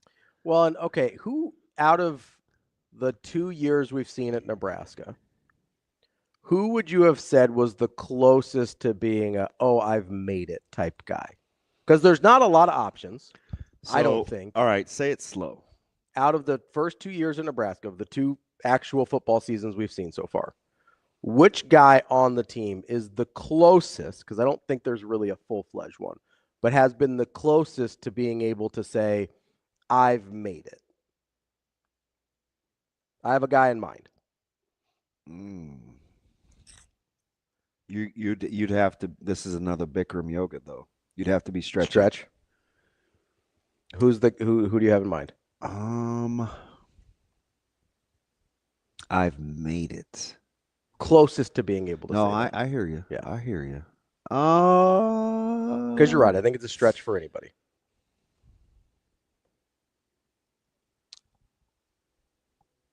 I'll go with Fedoni. Oh. That is not where my head went. I'll go with Fedoni. Interesting. Got off to the good start. They liked him early. Kind of had his role. Yeah. Went out of their way to feature him. I'll go with Fedoni, even though. So the guy that I thought of was Ty Robinson. I knew you were going to say that. And I don't think that could be any further from the truth.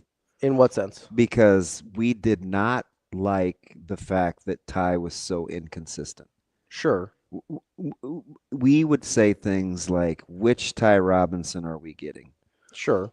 But in terms of, and that's fair, I would make this. Don't just let me beat you up. No, I'm not going to. I would make the same argument for Fedoni, that the inconsistency and when is he going to look like the top-rated tight end in the country and all that. Yeah. But with Ty Robinson, that's a guy that chose to come back that probably would have gotten drafted lower rounds, but probably would have got drafted last year. I think, I think that's revisionist history. I mean, I don't believe that to be true at all. I'm going back to what Coach Rhule told us at Big Ten Media Days. So I don't. He told us that was a guy that could have gone to the NFL and came back. He could have. He very well. So I could understand have. from the fan base perspective that maybe we weren't satisfied. Yeah, but in terms of his status on the team, so and sure, in he could have tested. He could have tested the waters. Yeah. But I think he left the comment at that. He didn't. Sure. You know what I mean? Yeah. Like we could read into, well, he wasn't going to get drafted anyway. Like that happens a lot. I get that. So, but I think T-Rob had a ton to prove. And I think we did not give – I went as far as one time I was talking about T-Rob, and I said, go back and watch Oklahoma in Norman a couple years ago. Mm-hmm. It was the game that, the DB had the sweet pick, and Nebraska ended up playing them tough. And he had like a tackle for loss, and then like 3 plays later, he got trapped. Mm-hmm. Like got vertical, and it's like just got gashed. Or Colorado in Boulder. Mm-hmm. And I'm like, stop doing that. Yeah. You're a better player than that. Stop doing that. Like, don't be selfish. Mm-hmm. So I don't think we held, and you know what else is funny? What's that? I don't think we do to this day. I don't think we held him in high regard then. I don't think we hold him in high enough regard now. He was really good last year. Mm-hmm. And I still think we're like, he's pretty good. I probably do. I'll admit that in terms of when I talk about the D-line, and not that I don't think they'll miss him, because I think they will, but in my optimism for the D-line, I probably discount some of the things that Ty Robinson does that don't always show up on stats or don't always show up in the highlights. And I was kind of agreeing with you a little bit, because I said, do you know what they're going to miss the most about Ty Robinson that they need to try to replicate? What's that? His practice ethic. Mm-hmm.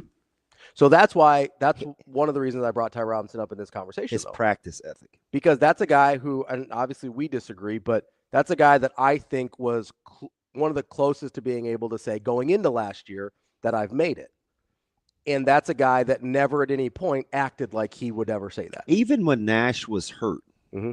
and he kept wanting to get reps. Remember coming back from wrestling? Yeah. And it was like this tug of war to get him to chill. And he needed to get rest. But do you know why he didn't? Or why he had a hard time doing it? Didn't want to get Wally pipped by Riley Van Poppel? He didn't want Ty to be out working him. Mm. I mean, they were a tandem. Yeah. And he was watching his guy just go to work. Yeah. He's like, man, I'm trying to hop, Yeah. I'm trying to get in there. No. And you remember, I think, talking about the spring game last year which is why I hope he gets drafted, or at least gets a good shot, because I think Nash, much like Gifford, really, they took it on the chin being maligned, mm-hmm. and they played hurt all year. Yeah. I mean, Gifford's sports hernia. He clearly, he was a shell of himself, and he's playing a different position, and I know I come across as an apologist, but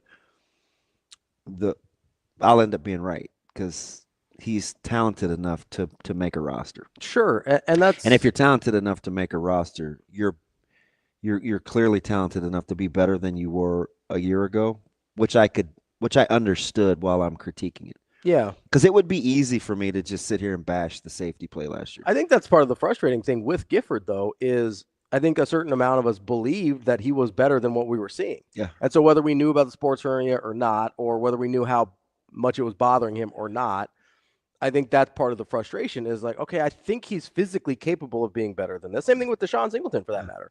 I think because I have to be able to sit here with a clear conscience and say, and weird, right? A year later, he's right in the thick of it, mm-hmm. right? Tapping guys on the shoulder for playing time. It'd be easy for me to lobby for my own kid, mm-hmm. but he wasn't ready to play. Sure, he just wasn't ready. So I was very reluctant, to say, oh, we'll give somebody else a shot. Yeah. So that's what I think. I never said that at all last year, because I'm like, I did. I know, and I don't give you pushback, because your opinion may not be wrong. Because what did you always say? You'd say, well, how do you know with reps they can't get there? Also, I would and say, I was like, the defense is so close. I don't know what the margin of like how patient you want to be with guys learning on the job. Sure. So I remember all those conversations. And I would say, hey, like it's not going the way you want it to with these guys. I would not sit here today and tell you were wrong. I could see, and I wanted to see your side of it. And I'm very much if this isn't working, let me see something else. Yeah, I very much wanted to see it. I just the coach in me. I can't even say that, man, because I remember Coach Frank pulling he made some ballsy or Coach I've seen some coaches when Vrzal went in and started at quarterback. I've seen coaches make some ballsy moves, right? Yeah, I mean, we made a change at running back at North. I've seen some moves, so I get it. Because correct me if I'm wrong, when Anthony Vrzal was a sophomore, you had a incumbent starting quarterback, Kobe Brown, who was good. Yeah, that.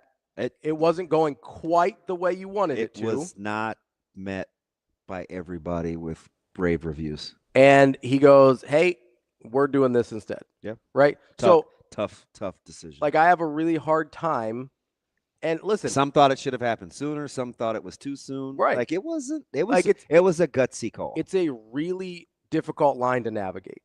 Right? And I understand that. So it's really easy for me to sit here without relationships, without seeing practice, without knowing how everything else is going, just be like, hey, it doesn't look like I want it to on Saturdays. Let's try something else. Mm-hmm. And sometimes that's right. And I do think sometimes coaches wait too long. Yeah. But there's also like, hey, maybe this guy never gets it right in practice. Like maybe the guy behind him, right? Maybe the guy behind him never gets it right in practice. How on earth can you throw him out there? Right? Because not just for you, but you're doing the kid a disservice too at a certain point. Right? And so I do understand hey, got to be a little more patient, got a little bit more patient. And I know I'm a little trigger happy on that stuff. But the frustration with a Singleton or with a Gifford is I think we do think they're talented. And then it didn't look the way we wanted it to, or it wasn't as effective as we thought it could have been, or there was an inconsistency in, sometimes they're really good at getting downhill and getting into those run fits. And sometimes they seem like they're 2-3 steps late, or they get lost in the shuffle, or they can't get through the wash of bodies. And you go, okay, I need some level of consistency here if that's the level of talent we're starting with, right? And then you throw in injuries or being banged up or whatever. That's what I like about this year's secondary. I wonder if that's part of the reason that they've been so animate about talking about competition. Yeah. Like, don't rest. Well, and that's so kind of like they're built in. Well, we told you guys. Well, and that's what I like now is they've coached themselves into options. So this year, I have no doubt that if it doesn't look the way they want it to, because I'm not sitting here thinking they wanted it to look the way it did last year. I guys think they saw the same things I saw. They just came to a different conclusion, which is fine. But I think if we see that this year, they're gonna be like, oh, we've got other options. Let's try this guy. Because we've got the gap between the top and the bottom of the room is getting smaller. Yeah, because I mean, if I'm being 100% honest, like I wanted him to get some reps. Yeah, me too. Next week. I did. Oh, not next week. I meant last year. Like, I did. Yeah. But I know why he's not. Yeah. Doesn't need to. But it ain't going to hurt you. I mean, maybe that's just me. Yeah. But it is just me. I said it could be just you. Well, thanks. You said maybe it's just me. I was like, yeah, maybe. I appreciate that. I'm like, maybe a series? I don't even want to go to work for that. Well, maybe. It's like if you were to come to the show in the morning and be like, hey, DB, we just need you here for a segment. Yeah. You'd be like, no, I'll call in. It's fine. I'm not coming. I think part of it is I'm afraid that I have no idea what my role is either. What your role is? Yeah, Saturday. With the network? Yeah, I'm clueless. Yeah. Well, it's going to be a little messy, I think. I mean, it's whatever. I don't. Well, it's just not as clean cut as a spring game. Yeah. Right? Where it's like, hey. Well, do I have to be active? Like, are you going to be running around the complex? Yeah, like, I don't know. I don't know.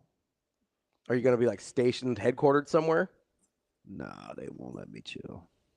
I have to That's a great question. I have to do an open and stuff. I thought like Jess was more in the on field, like getting around. And so apparently we'll be in close proximity. Yeah. You're just gonna. And I don't know why she You guys hasn't will be told in me. cahoots? She thinks she's funny. So we'll have to talk to her next week and see if she has a better idea. Because if you ask her the questions, she'll divulge. If I ask her, she'll say, "Wait and see." I'll help you out.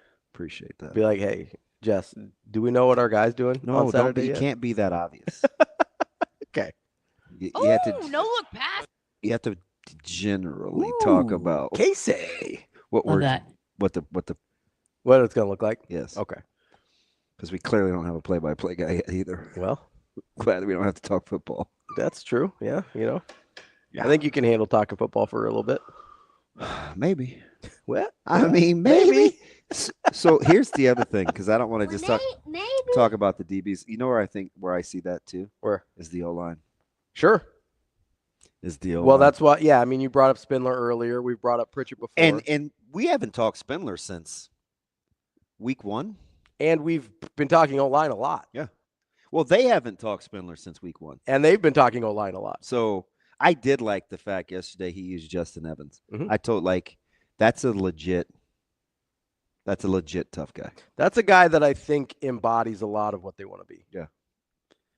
I think you'll like his frame. Like, he doesn't look like Shane. He's not like super svelte and Svedka. But he does look good. Yeah.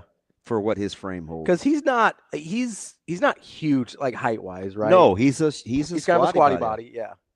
You know, it's funny too. Got a little J guy to him. They're running all this data on O-line and D-line and stuff and what's worked and measurables. And they have now come to the conclusion that you can be too tall as an offensive lineman. Yeah, I think that's fair. Yeah, I get that all the time. I do. I mean, you were talking about my. Well, you my clearly size. can't be so short to not be offensive. You didn't get that memo. Like Ed Too Tall Jones?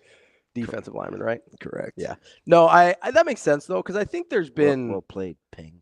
I think we've wondered about that on some level for a while, where it's like, hey, at a certain point, it's really hard. We've talked about it with Teddy Prohaska a lot, right? Where it's like, yeah, he's long. Hey, at a certain point, it's really hard to get low at that height and at that weight to get into the positions you need to get in. You're kind of doing yourself a disservice at some point. I think he's even bigger. I gave him a hug in the hallway the other day. I mean, he's just a mass. You should have seen him next to my mom. I mean, I think he's 6'10" now, right? Yeah, you know, my mom is teeny. Yeah. It was just like. Was it like when Shaq was there next to Simone Biles? It's yes. Yeah, my mom's under 5 foot. Yeah. Oh, he's 2 feet taller than her. Pretty much, yeah. I'm not that much taller than your mom. I don't know if you are. I think you guys might be looking eye to eye. It's about the same.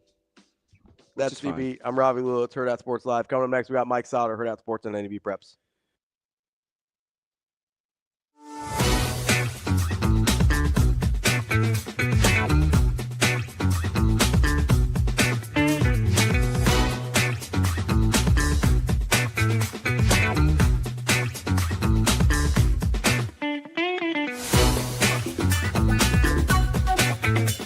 I have one job. It's to win at Nebraska. Okay? Anytime a coach here has tried to do anything else but win at Nebraska, they've been asked to leave. And I'm not saying that's what I'm saying. Like, no man can serve 2 masters. We have to win. Everyone cares about everything else when you're not winning. When you win, I mean, Tommy Frazier was from where? Right. Okay, I'm saying like that. No one cares. You know what I'm saying? Like, so, and I'd say that like I want to mine the state. I think there's good players in the state.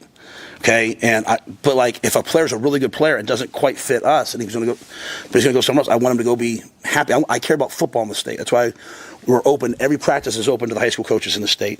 That's why our camps are not just select invitational camps. That's why we do youth camps. That's why we do free youth camps. That's why we go speak at clinics. That's why our coaches clinic had 500 people here just for us. We are going to pour into the state in football. But what I have found is, if you bring a player here from the state and they're not happy, the place that they love now becomes a miserable thing. So I have to be sure that they're good enough.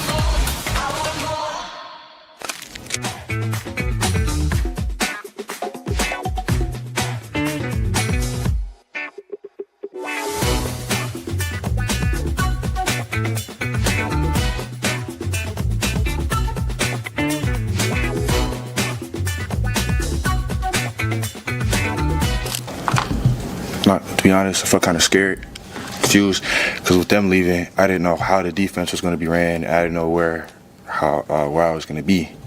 So, my mind was very frantic. But I talked to Coach Rhule. He kept talking. Nebraska kept communicating with me, talking with family, get my headspace all together, and eventually ended up staying back here. I got to meet with Coach Braden. Got to connect with him, and then talk to Coach Butler about the defense, and yeah.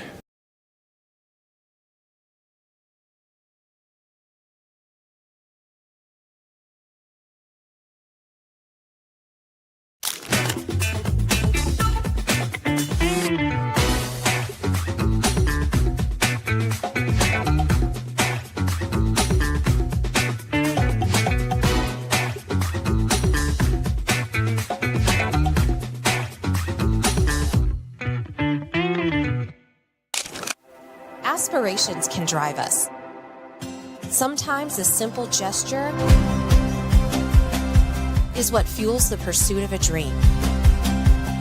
When it's time to make your dream a reality, we are here to help.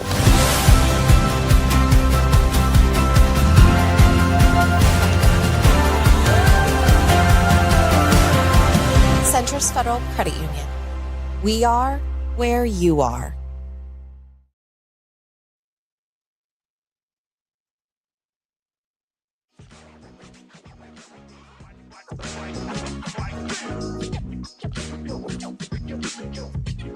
You're listening to Hurrdat Sports Live. Oh, yeah, no doubt, no doubt. Mike Sautter. Yeah.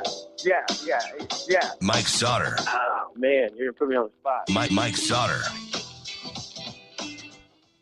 Welcome back. Hurrdat Sports Live, presented by Centris Federal Credit Union. That's DB. I'm Ravi Lulla here at Hurrdat Sports Bar and Grill. We are joined now by Mike Sautter of Hurrdat Sports and NEBPreps. What's up, Mike? What are you drinking out there, Jerome? This is my coffee. Happy Good Friday. Merry Christmas. You know those are different holidays, right? I mean, they kind of book in the same concept. Sure.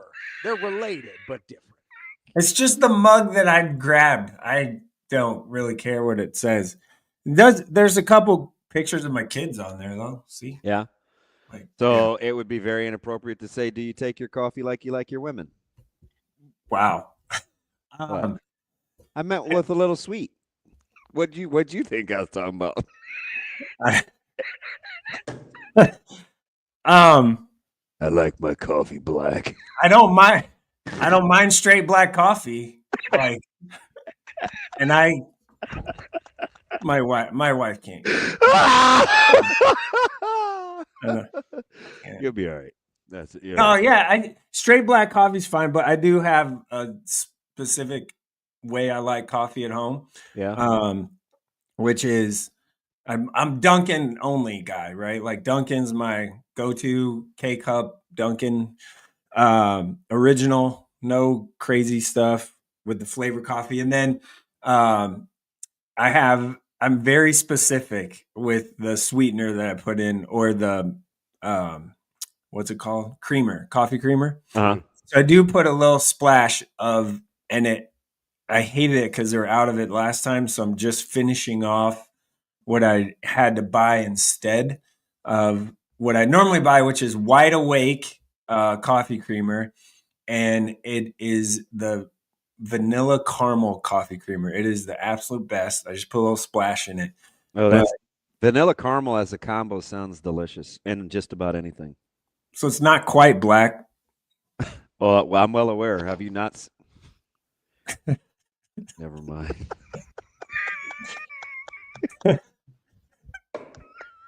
I want to keep it moving. Hey, by the way, do you like your little tag at the bottom of the deal, man? How sweet is Rico? Yeah, definitely know. Yeah, spells the Jets. That picture is approved, right? I hate that photo, by the way. You do? I hate the It one. looks just like you. Well, the collar, the headshot with the collar down thing, Yeah. I hate it. Oh, it drives me nuts because it looks like I don't know how to dress properly, which is not true. And I can't stand that photo. Like, I really don't like it. But I do love Rico. Yeah, I probably say one or two good things a week, and I'll stop here. But with each I'm seeing all these for the first time. Right? So I'll have to get used to his creativity and him being able to do this stuff on the fly like he does. So at some point I'll get over it, but like so far, man, I'm floored.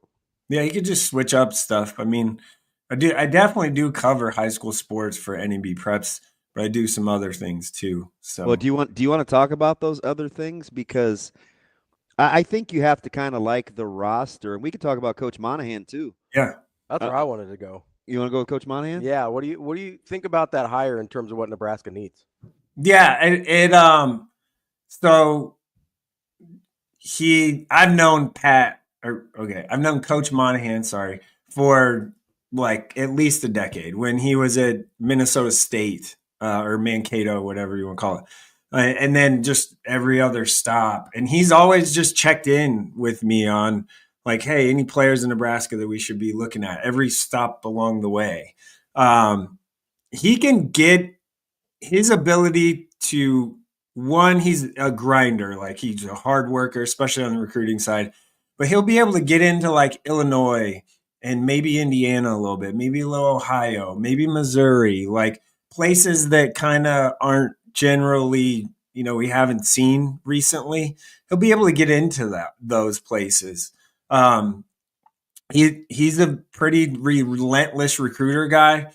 Frankly, when he was at Southern Illinois, he recruited Domas, who ended up, being in the NBA. So, pretty good recruiter as far as that's concerned. More of a defensive guy, I think. But I don't know. I mean, you have kind of the offensive coordinator in Hoiberg, or the play caller in Hoiberg, and then the defensive coordinator in Linzer. So you just needed maybe a little more support somewhere along the way.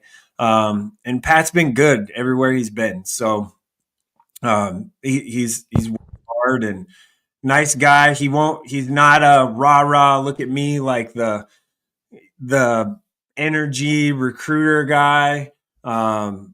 Big personality guy like that. He's kind of a little more lay in the weeds and then just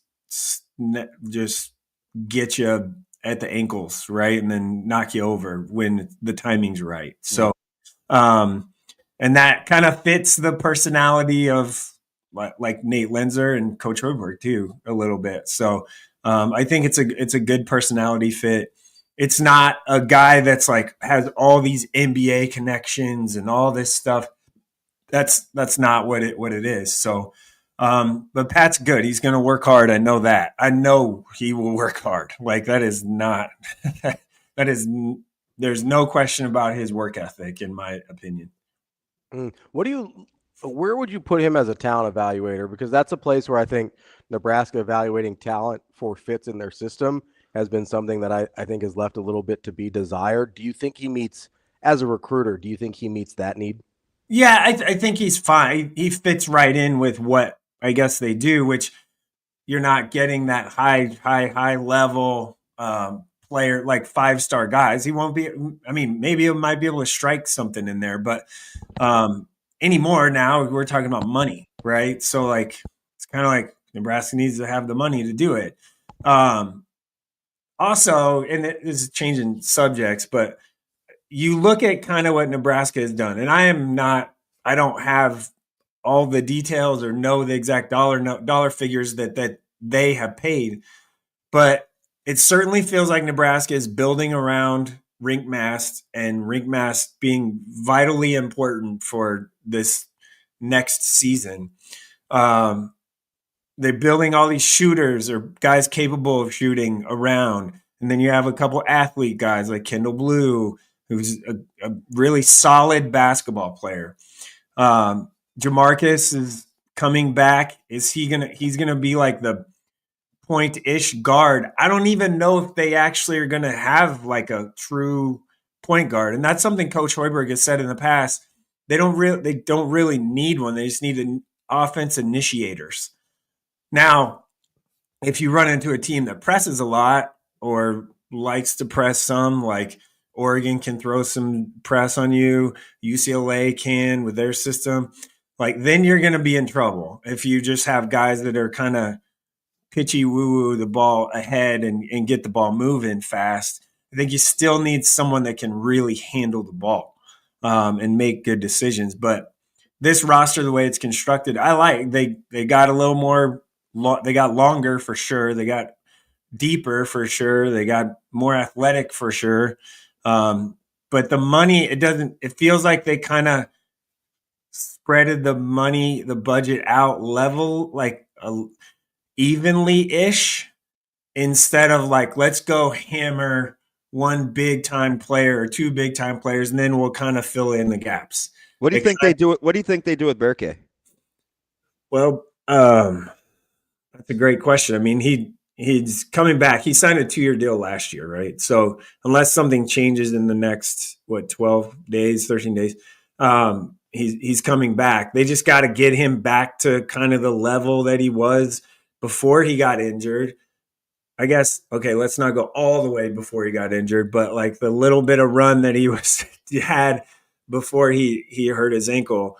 And like I said, I mean, I've said this previously to you guys, I think it was last week even, he needs to be better. And I think he's going to be pushed now. Like there isn't, like they had to count on Verghese last year. They had to. They needed him to be good. I don't think Riek Mass is going to put up with the stuff, if you will. Like I think there's players on the team that aren't going to have it. Now, who are the leaders going to be? Rink will clearly be the leader. Sam Hoiberg will be a vocal leader for sure. Who else kind of steps into that role? It's going to be real interesting because the last 2 years you've had Casey and Bryce. Just kind of you relied on them. In order to win games, you needed one player to score 25 or 20 plus. Tell me on the roster, the way it's constructed now, who that's going to be. I'm not sure there is one, but that's okay because I think there are a lot of guys that can get you 8 to 15 in a game. Like I think there's a handful of guys that consistently will be in that range, so it'll be a little more spread out. And then I've penciled Price in for about 14-1. Yeah, like it'll be about he'll need to do that. And I will say this, Price, if you just watch him at Iowa, he can do a lot more than just be in the corner. Yep. So that's what I was telling Ravi a couple of weeks ago when he asked about he and Piezon playing together. Price has more to his game than what we saw at Iowa. I completely agree with you. Yeah, like he can. He's just not a stand around. He's just not a knockdown shooter. Right. That's just how they used him. He has a little mid-range game he can do. He actually, I saw him in high school a bunch, bring the ball up the floor, like, and kind of be that offense initiator guy. You know the thing I like about him the most is he's so stinking competitive. Yeah. Well, I mean, it's just kind of not a mean-spirited family, but a highly very competitively charged family. Yeah. And we saw it with his brother all the time. He's constantly mad about something. Peyton's actually a nice guy. He's a great guy, but he's very a little edge to him. Yeah, he's going to try to give it to you though. He definitely has an edge. That's 100% sure. So Mike, I don't want to stay on Nebraska basketball this whole time, but I do just wonder, you mentioned they don't really have a point guard. Fred said he doesn't feel like they really need a point guard, but in the times that they've done this, feels like not having a point guard's kind of bit him in the ass. It hasn't gone super well without the point guard. You know what I mean? So it sort of feels like banging our head against the wall, doing the same thing over and over again. I know they brought in some different types of guys, but it seems like that point guard thing sort of keeps rearing its ugly head. Well, they didn't. 2 years ago, they ended up playing Jamarcus Lawrence at the point guard, and he wasn't actually a point guard. So, like, they made the NCAA tournament. I mean, it's I know, but like every other time, it's gone poorly. I get what you're saying, but I don't. Yeah. He's just negative Nancy all the time. That's all. I mean, if it was Creighton, it would be best case scenario. That's because Creighton has a track record of making things work. You know, it's Hey, like that is a good question, Damon. Who That's is Creighton's different. point guard going to be?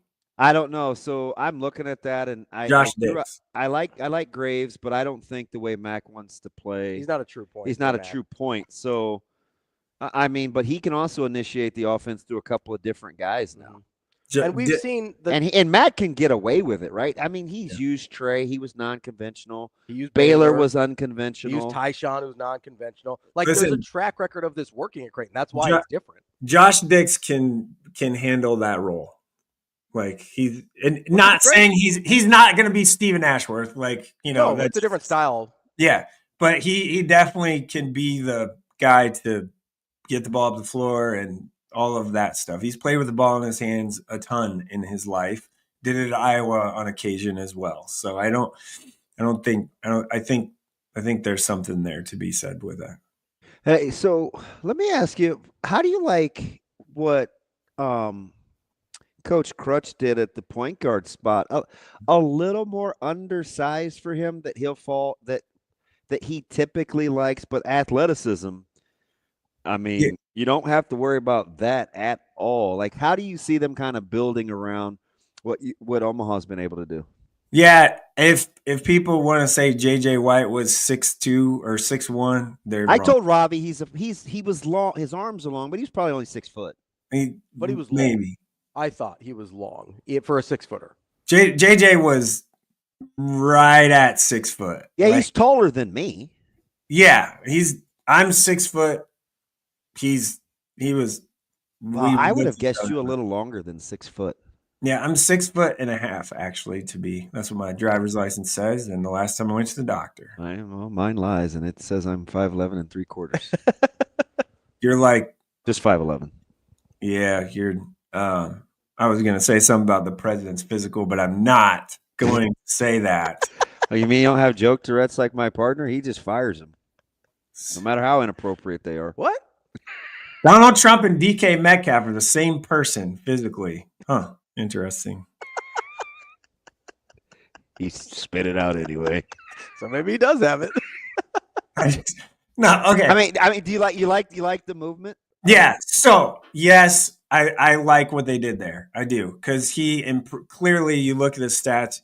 Mike Brown Jr. is the point guard from Snow College that Omaha got, and we like Snow. Yeah, we do. I like Snow. No, it's a good. No, it's a good college. It is a very good JUCO. That's where your guy Aaron Rodgers went, isn't it? Snow College. It's a good JUCO college. God, I'm glad he's your guy now and not mine. Wait, listen. I don't know about you guys. I did not see that announcement on the old McAfee show yesterday, so I don't know what you guys are trying to do to me. Holy As shit. Ravi slid in this morning, he goes, "Yeah, enjoy that guy." God, it's a little premature, isn't it? No, okay. Let me answer that, and then we can go back to Rodgers because I do have some comments. Mike Brown Jr., good player, shot it better from year 1 to year 2, consistently got better. It looks like he consistently got better. Fits kind of what they want to do. I think if you look at what JJ did, JJ was great, and JJ shot over the top. He led the team. Coach Crutchfield got on him a lot too. JJ really learned and developed a lot from the beginning of the year when I saw them through even the middle of the year when I saw them to the end. He just got better and better. And I think Mike Brown Jr. is going to do a little bit of the same. What I do really like, and these were kind of under the radar a little bit, they got 2 bigs that are super long, like 6'11", long, athletic-looking guys, not like, big, husky, strong post guys. Stiff. So they're going with that length and athleticism again, trying to get that done. And also, people, I guess, forget maybe Isaac Anokonde, who was their starting post last year. Yeah. He's coming back. Like, so you gotta like that a little bit. Their roster construction right now is pretty good, and they're working on, still they need about one or two. They could use a little more athleticism, like another longer wing guy, kind of to go with that Jay-Sean Glover, Cam Thomas role, kind of that threesome there that they had with Markel Sutton. So I do like what Omaha's done. Now, can we talk about Aaron Rodgers' crazy ass? Sure. Yeah, let's do it. Okay. So I didn't watch the whole thing yesterday, whatever that is. I was going to go back and watch it, but then I started seeing like the quotes. So he was mad that he flew across the country on his own dime to have this meeting where he basically got said, "Hey, we're moving in the other direction." If that would have been a phone call, he would have been mad too. So how would you want them to handle it? I guess so. Anyway, that man's crazy. I watched the Enigma thing. I watched the whole thing because I'm like, all right, he's our quarterback. You got to buy into this stuff. But now I'm just like, man, go F yourself. Get out. Maybe that's what he was doing at the darkness retreats. God dang, man. What a psycho. Apparently ayahuasca is pretty powerful. Yeah, I mean, I get it. He has personal stuff he needs to go through to make a decision, but he's just going to run Pittsburgh through the mud that he did everybody else. And it's just bro, just retire. Who cares? Move on with your life. It'll be interesting to wait and see if he thinks Pittsburgh is going to draft a quarterback. Maybe that's what he's waiting on. Well, we only got 8 more days. Yeah, thank God. Are you excited? Yeah, I'm a little excited. So for me as a New York Jets fan, obviously I get excited about the draft every year because we're generally in the top 10 of the draft. You have some fun picks. Number 7. Yeah. I don't like being at 7. To be quite honest with you, I would not mind if they I don't know if Pittsburgh maybe wants to come up to 7. We'll take their 21 and their second round pick and then a first round next year if they want to do that. Come on, man. That's extortion. Something. I mean, if you need a quarterback, though, you need a quarterback. So we'll take it. Look at this guy. Glad you're not sitting across from Con. Or if the Saints are at 9, if they want to maybe move up ahead of somebody, jump up a spot at 7, we'll trade 7 we'll go back to 9 and we'll take your second round pick. Are you sure you guys don't need a quarterback, or are you cool on Justin Fields? I'm cool right now on Justin Fields. He's trying to he's got a bet that the Giants, I bet him that the Giants or the Jets will not take a quarterback. And so he's really trying to get these guys to take a quarterback. Speaking it into existence. Yeah. In the first round? No, we're not taking a quarterback in the first round. Unless we trade back into the first round late or go trade way back maybe, but it won't be a top 10. No. Yep, because this is a famously well-run franchise. Mike, I wanted to ask you. Let's stick on new GM, bro. Come on. Wow. Wait till we trade for Purdy. He's gonna be shook. Woody Johnson's still the owner, right? I want the Jets to. I know this is not. People feel a type of way about him, but I would love me some Ty Warren or Membu, the offensive tackle from Missouri. I'm telling you, man, you guys that are high on Ty Warren, I don't get it. Listen, I think Ty Warren is like a H-back. I'm telling you, Colston Loveland is better. And I'm sticking as a pure tight end, yeah. But I need if I have Breece Hall, Braylon Allen, and Ty Davis from South Dakota State, remember him? Yeah. And I have Justin Fields. I need an H-back that can block in that triple option. What do you want to run? The single wing? Yeah, hell yeah. Hell yeah, because nothing else has ever worked, so try something different. Yeah. I'm sure that guy outside the numbers from Ohio State will be tickled. I need 2 wing backs and I used to run in elementary school. We had the wing backs and the fullback and the running back. Give me that. You should have hired my guy Jeff Monken then. Yeah, you can't be serious right now. I'm not. He's a little. I'm a little, a little serious. Well, you said Warren, and I was like, really? Like, give me okay, but isn't he like a use check slash? You need him to. You want to be able to throw him the ball too, right? You want a little more than use He can check. catch. He can catch. I've seen him. You want a little more than use check. Use check can catch. I'm talking about as a feature piece. He's not a 7th pick. You don't in the draft. take the guy at 7 Yeah. to be use check. No, I agree. No, that's why I do think that they'll just take Membu.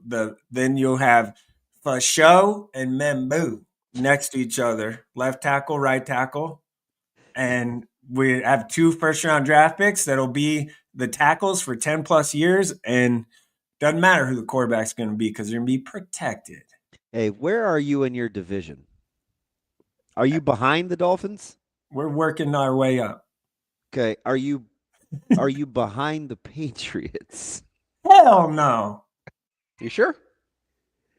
I mean, fuck the Patriots.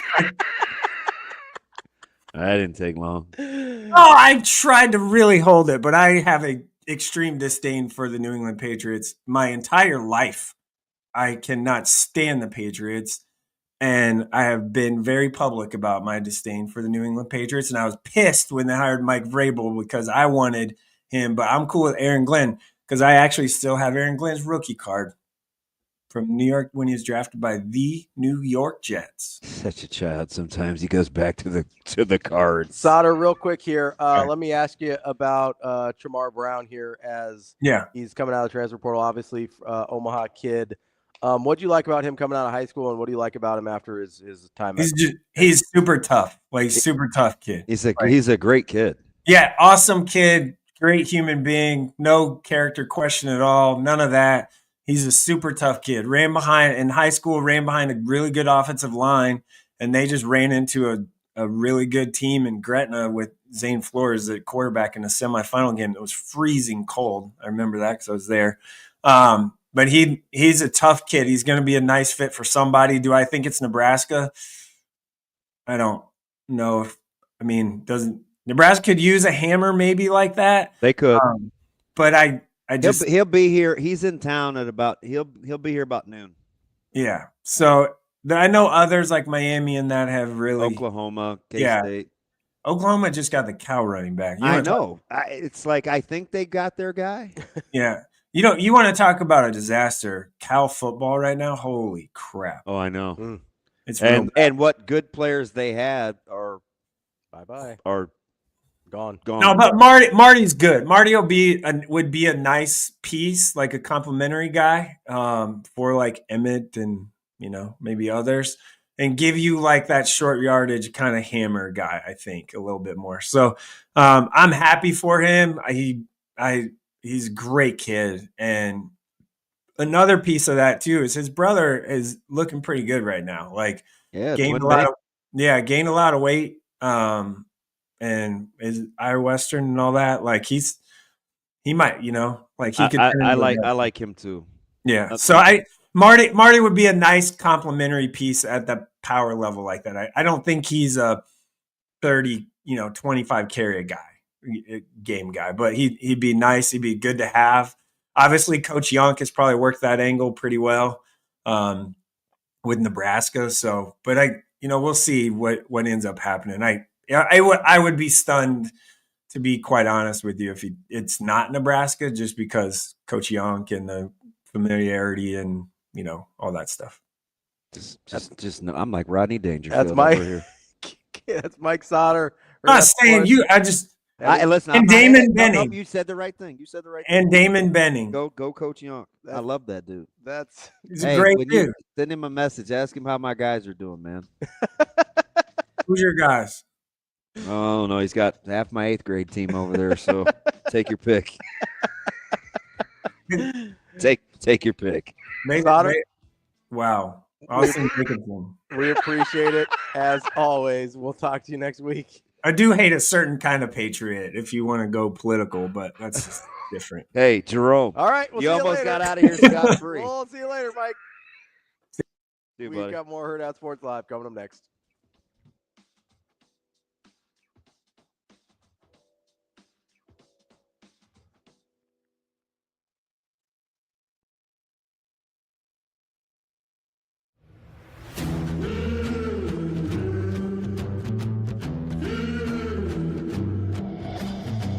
The Mizuno and Oklahoma State softball story is a story of growth and success. After getting to visit the team this fall and watching practice and talking with Coach G, I am confident in this team this year. The best you is really dang good. I mean, it's really good. Okay? So just be that. No more, no less. Lightning in my fingers, and I'm nice on my feet. Heavyweight big swinger, got you saying double while the counting to three. Mizuno and Oklahoma State softball are built for big moments. Brace yourself.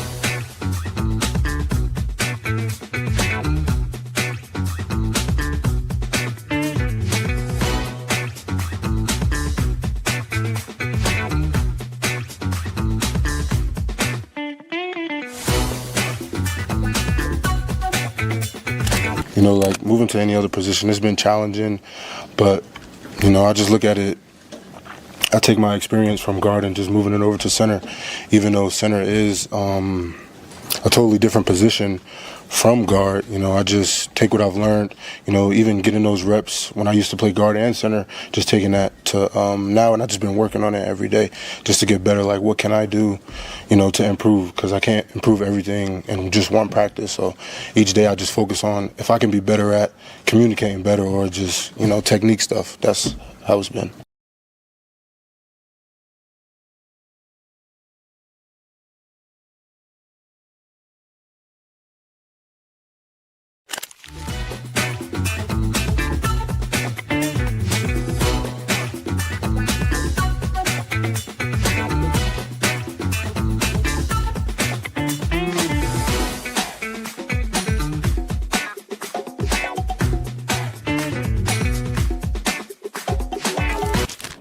Aspirations can drive us. Sometimes a simple gesture is what fuels the pursuit of a dream. When it's time to make your dream a reality, we are here to help.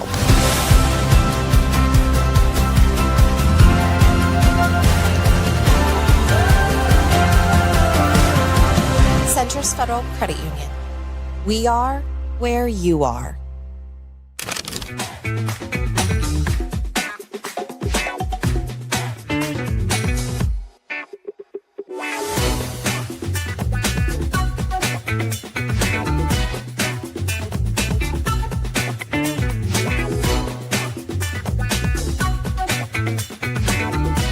Yeah, I think you know, obviously we'd still need to put together a stretch of consecutive wins here. Have we played better at times? Yes.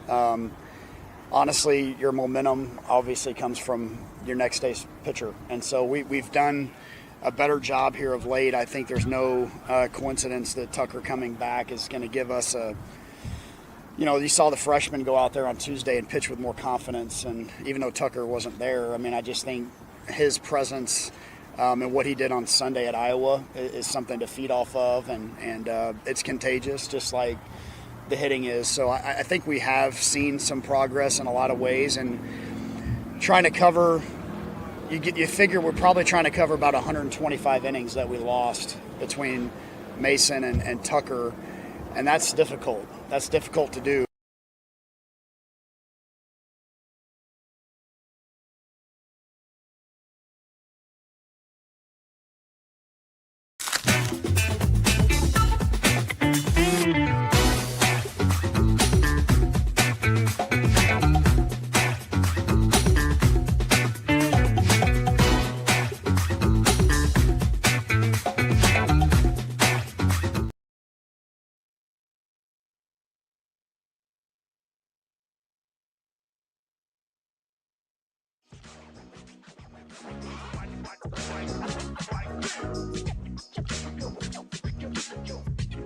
You're listening to Hurrdat Sports Live.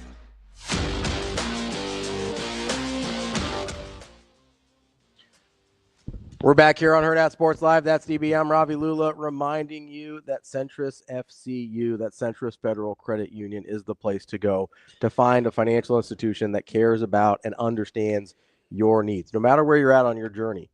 Whether you're starting out, whether you're getting ready for retirement, you're somewhere in the middle, maybe looking for a home, a house, or a retirement fund, they've got you covered. Make sure you go to centrisfcu.org to check out their products, services, and most importantly, their expertise.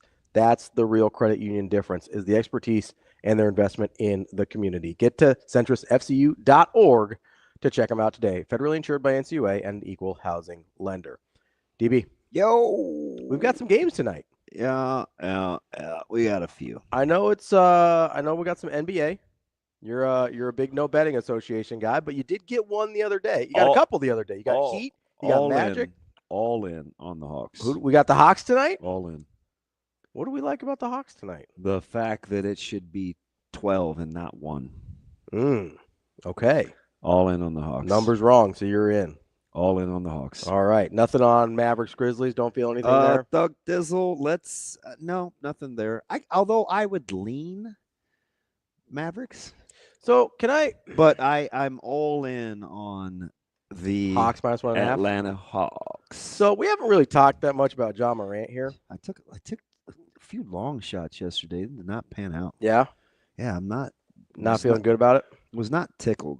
But I knew I was going to put it to the test. Yeah. The streak with taking such dogs. Doggy dog, nasty dog. But I will go back to the favorites well today. Yeah. Yeah. 100%. And they're going to get it done in convincing fashion. I like the Kansas City Royals. Royals and Hawks. So, little Hawks, little Royals. Little Hawks, little Royals. Back in the day, that would have been a Missouri special, but not anymore. Back in the day. Back in the St. Louis Hawks, Bob Pettit days. Yeah. Back in the day. Back in the day. Because I think you get Job today on the bump for the Tigers. Job, like the yes. oppressed one in the Bible? Correct. Yeah. Correct. Blisters, sores, the whole nine, Job. Yeah, it's not great. Broke. Sitting on a pile of trash, Job. There you go. Big Job guy, though. Yeah? Yeah. More carry Job than biblical scripture Job. But Carry Job has the best version of the Revelation song. And You Are For Me. I know that one. But yeah, Carry Job's Revelation song is the best version. What about Job Chamberlain? I haven't. So the last time I saw Jabba was Frager was a senior. And Westside played them, and I saw him at Southeast. So that's what, last year? Not this past basketball season, but the previous. Correct. Yeah. And he was great. Yeah. Yeah. His son's tough. Really? Yeah. Competitive like his daddy. There you go. I saw Pop. Harlan was there. Yankees geared up. Always. Man. Surly as ever. It's like, man, you don't really know baseball, do you? This kind of stuff he says to me. No, I don't. I just pretend. Big baseball guy. I don't know a thing. Yeah. Yeah, but he's good. He's good. He's been quiet. Been out of the news. So I'll say, yeah, haven't heard much from him recently. You know, stay that way. I mean, generally speaking, if you're a retired athlete and don't have a public job, staying out of the news is a positive. It's a good thing. Yeah, we're not. And sometimes when you do have a public job, staying out of the news is a good thing too. Very good thing. No, I don't know how much you want to get into this, but we haven't really talked much about the whole Ja Morant thing. Yeah. You a big Ja guy? No, I'm really not. Here's my problem. It's not even the weapon stuff, which obviously doesn't age well and is probably in pretty poor taste most of the time. Yeah. But can you build your franchise around that?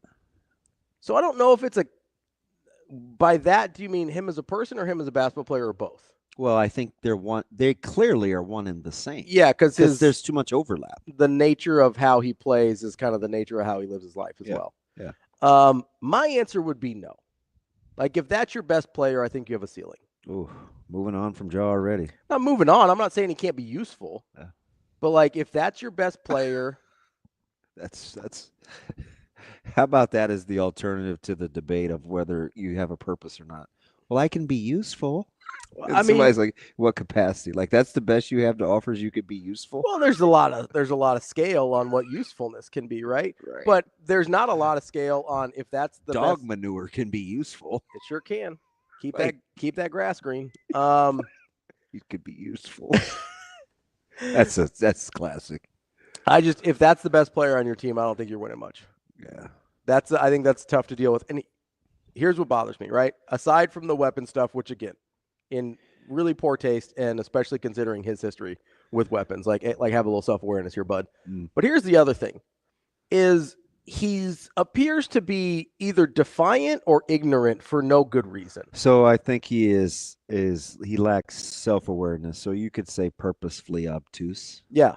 Intentionally. It's like, okay, if we've got an issue with the gun stuff, you're like, oh, a grenade would be a good idea. Like, what are we just show any sort of judgment? Yeah. This is self-awareness. Any at all. No.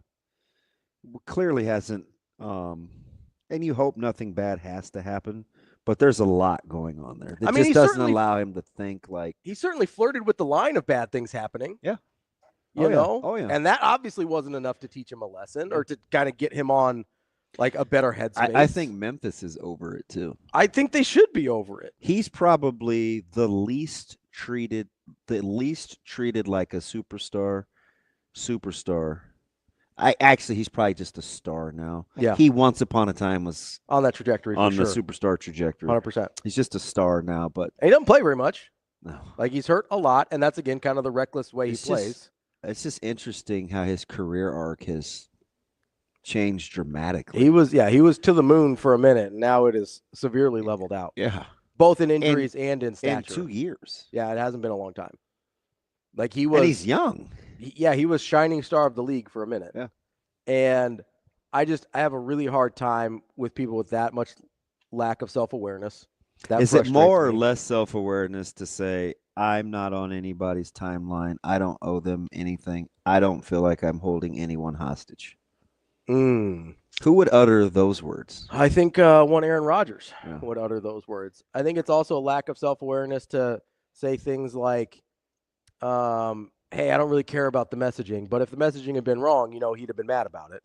I also think it's a lack of self-awareness to say, if one of your guys up here to go, oh, I don't criticize what you guys do, except for he is on record and has publicly criticized how the media does their job. So wait, I have a question about that. Yeah.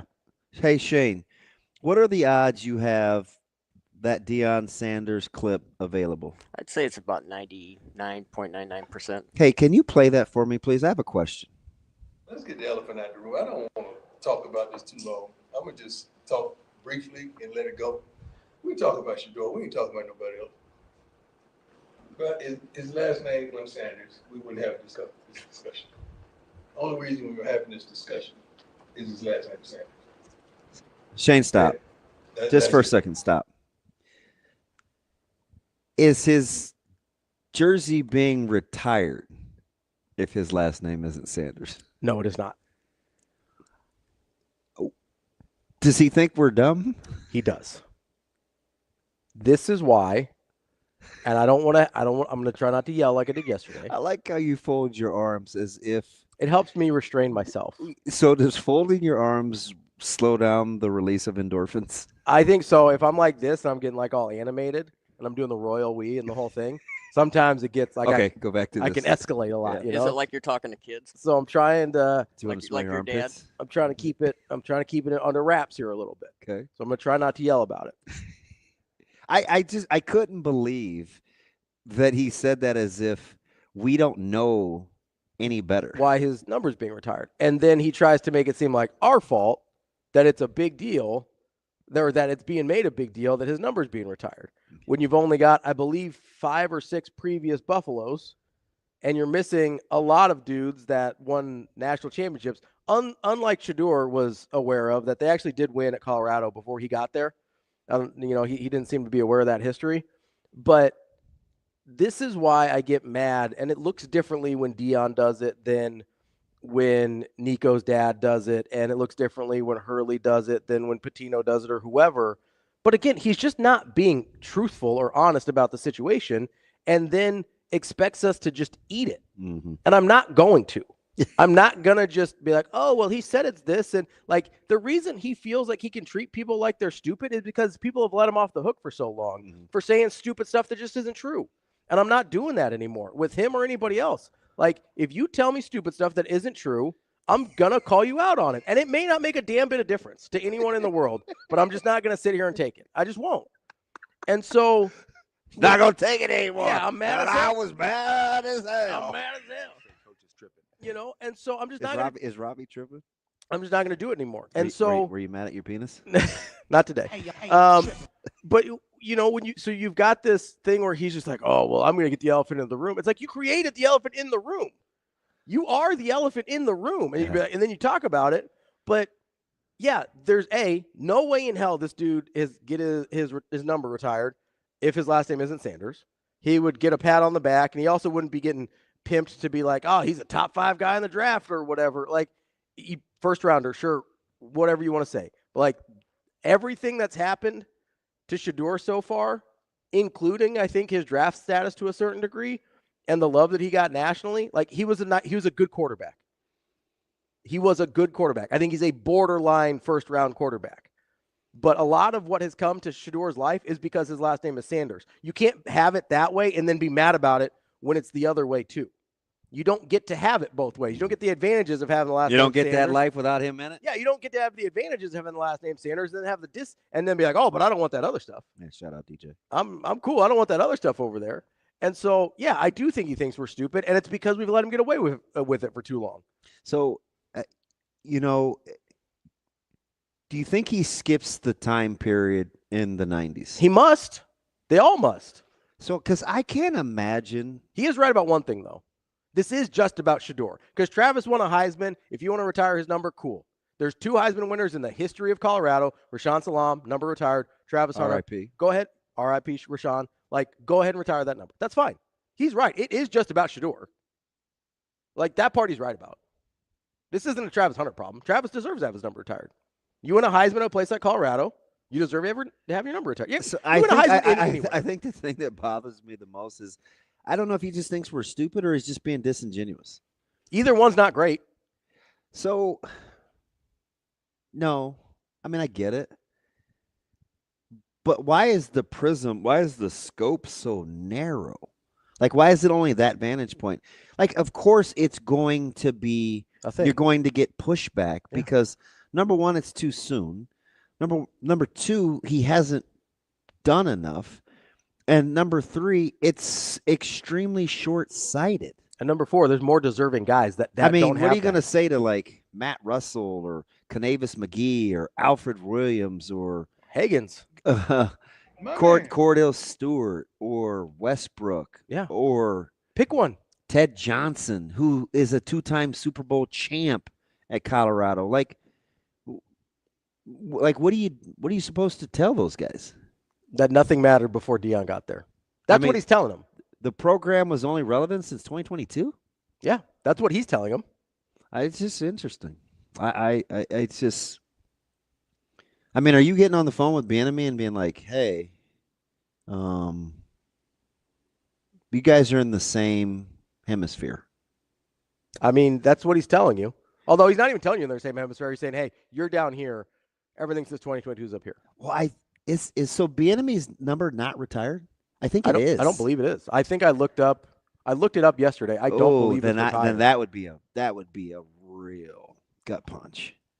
But I use Bieniemy as almost a lock. I mean, really? Don't matter to me. So the guys that have their numbers retired: Rashawn Salam, Bobby Anderson, Joe Romig, Byron White. Before Shedeur and Travis and Shedeur make 6. It was 4 before. That's incredible. That does not include Eric Bieniemy or any other guy Justin's on it. that we brought up. So, yeah, I do have QPA said Ray Caruth. Wow, really? Wow. I'll say you knew him, didn't you? I spent a full off season with that dude. Yeah. Wild. And he cut my hair. Yeah. And we went to go get 222 CDs. All right. From Best Buy. No, it was Sam Goody. Yeah. Yeah. It was. Yeah, you told me that story. And I just, why do you have so many? It's like Shane with his DVDs. He like buys them and then he hasn't even watched half of them. Like it was a tower. Yeah, but you can put them all in a 200 disc changer. I mean, we were going like he only drove because we wanted like cords. We needed AV cables for the video games. Yeah. They didn't have HDMI then. Yeah. No, I remember. We needed like AV. You had the yellow and red Yes. and the white. Yes. Yeah. No, I remember. And we needed a splitter. I'm old enough to remember. And so he dropped us off at Circuit City. And he went over. He went over and got a lot of music. 1 million CDs. Yeah. I'll never forget how sweet his pickup truck was, though. Yeah. Oh, it was. What do you have? I can't remember, but it was like the first. It was bigger than a 150. Oh, okay. So it's like the first of like the bigger versions. Yes, and it was a goddamn monster that people were buying like for recreational and I'm like, use. Man, I didn't know black people had trucks like flatbeds like that. Not that weren't like little and dropped. Yeah. This was like a big. It was like a work truck almost. Yeah. And it was. I mean, it was sweet. Yeah. Is that where you decided you wanted a truck? I do remember liking it a ton. Yeah.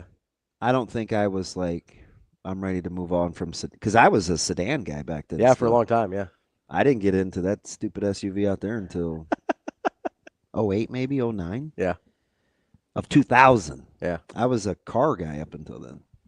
Well, speaking of cars, make sure if you're out on the road driving, you've got your eyes peeled, focusing straight ahead. Don't get distracted. Got one job as a driver. It's to drive. And we got one job right now, and that is to get to our guy, Matt Vrzal, former Husker, owner of Piezon's, who's got a very interesting he's gone. He left us.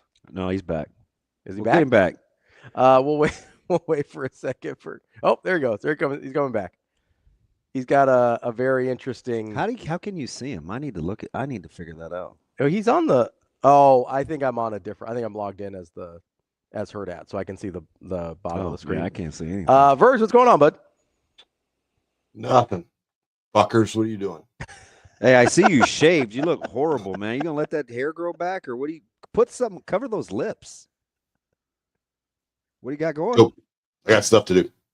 Well, if you don't want to talk, then get off the phone. Pissing me off, Benning. Listen, you got options. I'm not gonna go all Aaron Rodgers on you. If your time is more valuable, then I can talk. Well, to you it's later. supposed to be at 9:45. You're 5 minutes. Sorry, late. but I was talking. We were 4 minutes late. You gonna hold that against me? Oh yeah, for sure. Maddie, look. And it won't put my saying that I have on there. Shane somehow has it blocked. Matt, is this how this is going to – because I'm not in the mood either, so if we're doing this, then we're not pack going to lunch. do this. I'll be waiting. No. You know where I'm at. I'm easy to find, just like your boy says. See, that's not what I was going to say. If you don't want to have a conversation, you do not have to have one. I know this. Okay. But All right. my kindness to you, no. I'll come on your show. No, you had already peed in the sand. You're about to draw the line and go all in. Yeah. And now you're kind? No. What's up, effers? I'm just helping you. You're 4 minutes late. I got stuff to do. I do. Hey, by the way, can I ask you something about, because I've seen you do this probably 50 times, maybe, load those pizzas. Are the boxes with the latches, is that intentional? What? The pizza boxes that have the little inserts. You know how you kind of lock them without locking them when you stack like 200 in a row? Mm-hmm. That's what they're for. That's what that thing. That's what those latches are for? Mm-hmm. So they don't slide around. I did not know that. I don't even know what you're talking about. So he has I think they're not unique to you, I wouldn't say, but I don't see those a lot, right? That was somebody just designed those. No, that's every All right, pizza you're box. not gonna. He's not. I hate when you act like this. Answer the goddamn question, Matt. That's every pizza box ever created. Okay, I don't eat enough pizza, so You just haven't paid attention. Well, I've never. Because in my 50 years, I should have seen people stack 200 pizzas in their vehicle before. I mean, that's an every year occurrence, right? Oh yeah. When would I have seen that? Every Friday. When you come over and hang out, I do it every Friday. So you're the only one that I've ever seen do it. Well, I don't think you hang out at a lot of other pizza places. Which is my point. So how would then I? When you know, buy Mr. pizza from other places, you see the box that have that little thing on it. Hey, you know what? Now I'm not telling you what day I'm going to practice. I don't want to hang out with you. It's fine. That's fine. It's like, why did we just go through that? Hey, we're open for lunch today, by the way. How's that treating you? I don't know. We'll see. So, do you just keep that sign with the marker board on there just like drawn up, or? No, it changes. So why are you open today? Because the God-fearing Catholics don't have school. It's Good Friday or whatever it is. That's true. That's true. Gotta get right with the Lord. You should know that, Damon. You're religious. He's not Catholic, though. I hate you. But you do have a potty mouth. Gosh. How do you figure? Because you cussed last week. I called you a cocksucker. That's not cussing. Now you're just cussing all over the show. I can't deal with this shit. That's not a bad word. Yeah, So cock's a bad word? Depends on context. If you're talking about Can't birds, say not it. really. Can't say it on air. Look, you're Cheshire Cat. You got me to go there. Hey, who attempted to have a bad day there? You got a Pedialyte and a C4. No free ads, by the way. Get that off the table. That's young Ravi. Here, we'll turn them. So C4 ain't sponsored nothing on that show. there we go. Yeah, like Coach Rhule drinking his Pepsi. It's like product placement. Hey, Got to do it. Got to pay the bills. Hey, you think finally the transactional part of having to let guys go caught up with Coach yesterday during that presser? He wore it on his sleeve a little bit. Better build a bridge and get over it. Wow. This is where we're at. Okay. You want to bring this in. Like, here's what the kids, and I'm happy they're getting money. I'm happy. That's neat. That's totally awesome. But you want to be that way, then you have to deal with the adult backside of that, where you're going to find out, hey, we don't need you, or we're going to do this, and you better learn how to do it. And if you don't want to do it, see it. Like, this is the model that it is. Your job, if you guys suck at your job, they're just going to get rid of you, right? Or they want to change to a different direction. Yeah. Like, they're not going to say, oh, we did this and we feel so bad that we're leaving. Nope. Ain't nothing personal, dog. It's business. And you wanted to make it cold-blooded when you brought money into it. Well, now this is cold-blooded. So I mean, that doesn't make it any easier for a guy that doesn't want to live in that world to deal with it when it actually comes to fruition, though. But this is the world you're in. This is the world. That's reality. You can say that you don't want to deal with it, but this is what you have to deal with. You put on your smile and say, hey, it's collateral damage. It is what it is. I'm really struggling to want to talk to you right now. I don't know what it is. Ditto. Like, you're just telling me my time is less valuable than yours as you rant about your boy Deion. That's not true. First of all, it's on me to, I guess, know what time it is. I'll own that. But I didn't know like we were ready because there's a clock on your phone right there. My heart hurts. Hey, you guys got spring ball? Who's you guys, idiot? IMG North. No, we don't do spring ball. We don't do spring ball. And 7-on-7. You got a West Side 7-on-7. Hey, so can we what is it that you do in the mornings when you run over to Scott? You guys ever get together in small group in the off season? Is that what you're doing? I'm just asking a question. You don't have to get defensive. Shut that up, because you do the exact same thing. What the like? Why would we have? I don't even coach over there. Why? I don't know why you're getting so mad at me. So what do you do? That's the question. What do you do in the mornings, Matt? What do you help out at all? Do you work guys out? Do you check them out? No, I don't. Really? So when I talked to you last week, where were you coming from? It wasn't delivering pizzas. You had been over at Scott. I don't know. You know your schedule over there. Don't play dumb. Well, you're just telling me you talked to me on a day and they didn't know what day it was. But I'm not a coach. You make me uncomfortable. You won't help me. I can't help you. What do you mean you can't help me? You guys have a very different relationship than I have. Serious? Do you have is there a West Side 7-on-7 team? Is there a league? I don't know this answer. Or is that not till the summer? It's in the summer. Okay. Like, it's the same passing league that the school that you used to formerly coach at participates in. Oh, you guys are all in one together? Yes. Okay. I didn't know your former school now does summer 7-on-7. Nice. So when you guys crossed over to the air raid, you felt like it would be a good idea to do that. That was a little DVD, and Joey K were out there. He's like, yeah, here's what we're doing. How cool was it? Get your hands ready.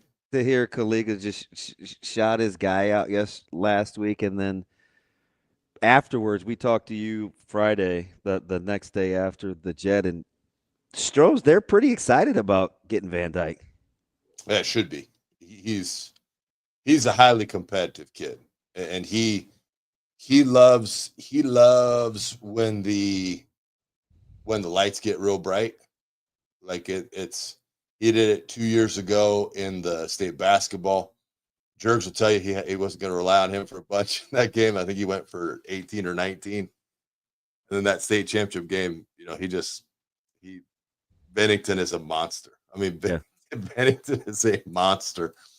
And he just willed him to it. And he went to the guy he knew was going to catch it. And Christensen had a good game. So it was fun. Do you have a good feel yet for how those guys are going to look this season? I know baseball's doing the darn thing. Goodness. Oh, man. They're a wagon. And I know if you want to win high school, college baseball, you just have to have arms. Mm-hmm. And I think Scott has like a solid 6, maybe 7. I mean, and they just chuck and like, okay, we're going to see it. Their big thing every now and then the hitting evades them, but that's baseball. That's just the way that goes. So who would you call their rival? Would it be Norris? Oh yeah. Yep. Okay. I mean, whoever they play is the rival. Like that's one thing I'll miss is I love every week being hated. Like it's awesome. Clearly you enjoy it. Awesome. Like it is something that yeah. And I love too when people value my time. And if they say something's gonna start at 9:45, it starts at 9:45. Because contrary to popular belief, I don't sit around and just wait to do this interview. I have things going on. Yeah. Trying to survive, just make an honest living. We can't all be famous internet media personalities like Pat McAfee and Damon Benny. This dude. I don't know how you manage to top yourself every week in getting under my skin, but it's incredible. Hey, can Shane get on here? Yeah, no problem. He can talk to you. Shane, bail your boy out. Give me some time to collect my thoughts before I say something stupid. Oh boy, what's up? Hey Shane, I went and changed my header on my picture to DB equals potty mouth, and I want to know why it's not on the screen. You needed Shane. You needed Shane for that? Well, he's the tech guy. I mean, I'm guessing you don't know why, because I don't know why. Are you the tech guy? Heck no. Yeah, me neither. I just retyped it in there because I thought it would be hilarious, and now it's not up there, and now I'm pissed. Maybe it'll be on your header next week. I actually don't know. I actually don't know why it's up there. Hey, Ravi, what'd you get boozed up yesterday? Why are you drinking Pedialyte? No, I actually just really like the Gator. That's the Gatorade version of Pedialyte. You didn't get boozed up yesterday. No, I didn't. I enjoy it though. I think it tastes good. I think you got boozed up. I really haven't been drinking that much, to be honest with you. trying to stay hydrated. Speaking of which, Matt, it's almost the summer. It's almost witching hour for me, man. I think you probably owe me one to calm my nerves down, don't you? You get a 5-knuckle shuffle. What you're gonna get? Your little attitude today. This dude, man. Can I ask one more question? Yeah, go ahead. What do you want to do in the draft for your Bears? Ooh. We did so much good already. It's awesome. No, are you like in love with your offensive line? I don't know yet. They could all still suck, but at least they're trying. At least we got 2 guards, 2 guards in the center. I'm like, oh my god, we can now control the A gaps potentially. So I don't know. I don't know what to do. I don't know. I'm just at a loss. Probably running back, I would say, and I wouldn't mind getting the kid out of Carolina. I think. Hampton. Yeah, I like him. Yeah, me too. If Genty's gone, if Genty's still there, then I'm good with that pick, because I think for my quarterback we have to establish some form of running game so he can scramble around and throw it. So okay, so we do share this in common. Like I there are players that I don't like on my favorite team. Yeah. So if he wins, will you come around? No.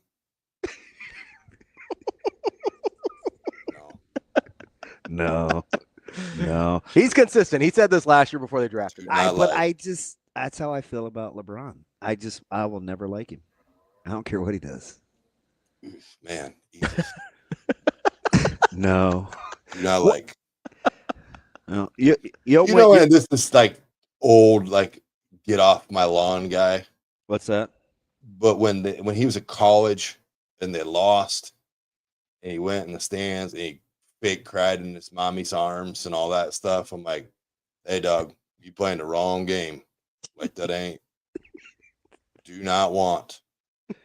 Man. Like, you ain't a leader of men. Like that ain't. No, sir. Crying in mommy's arms. He did.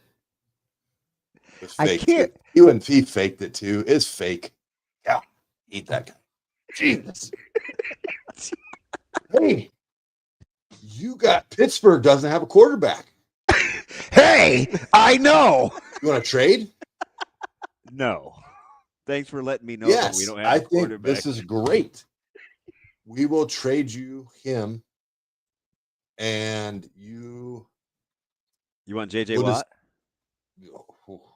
Please, but I like we win can't too many afford games that. with JJ Watt. How come he gave the peace sign one in that picture? Does that mean he's leaving?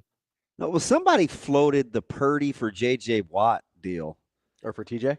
or for TJ Watt. I'm sorry, a couple of weeks ago, and I was like, no, they win a lot more games with Watt when he starts. I don't think Didn't take Brock Purdy. I don't think either team wants that. Like TJ Watt's really good, but I don't know. Like He's incredible. yeah, I don't know. I don't think either team would do that. Well, you need somebody to rush the passer. Allegedly. Need somebody to throw the ball, like Mason Rudolph. Mason Rudolph, that's the guy. You know that's not my guy. Myles Garrett. Who's your backup? They signed somebody else, didn't they? That's right. I don't know who the Bears' backup is either. All right, buddy. I wish I could say I enjoyed this, but I did not. Well, let's be respectful of people's time. Next week, I got you. We'll call you at 9:44. No, you won't. You'll be waxing philosophic about Sanders getting in the Hall of Fame, whatever. Just to stall. If you don't want to talk to me too, that's fine. Like this is the second in a row. If you don't want to talk to me anymore, Damon, just tell me I'm a big boy. I don't have feelings. All right. Just, hey, I'm done with you. Clearly, don't have any facial hair either. Grow that back. Okay, you need to shit or get off the pot because you bitch when I had the mustache, and now you bitch. Well, when the I don't. mustache was ugly, but you can bring back the rest. It's there, dumb. See it right there? You hear it? Yeah, I see it. Just because it's not as gray as yours, don't get all mad at me. You stress me out. That's why. You're welcome. Thank you. Hey, is Zobear healthy? Is she okay? Yeah, she's feeling a lot better, man. She's I can't keep her inside. I was gonna have to call CPS. I didn't know what's going on over there. Correct. She's all right, man. Swinging a bat. I'll bring her in. Ooh, she's playing softball? Yeah. Let's go. What position? I don't know. Left out, maybe. I don't know. Spikes up, sliding into second.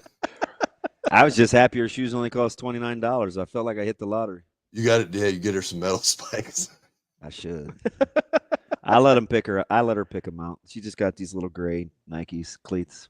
Oh, she went gray. I just thought, ooh, that's pink. It's funny. She bought a size 1.5. I'm like, wow.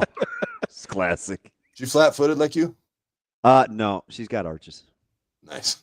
Yeah, she is not she is not. It's not slew-footed? No. Funny guy. God. You didn't buy her Adidas and then tape over them and paint a Nike swoosh on them? No, I'd actually like her to make it through a practice without getting kicked out. All right, buddy. Nikes. You did get into your Nikes, though. Doak got those for me. I blame him. You stayed strong on that. I was proud of you. You fought. Cost me a lot of playing time. That not being good enough. that and talent. That's what it is. All right, buddy. Verge, appreciate you fuckers. Have a good one. As always, we'll talk to you later. Jeez.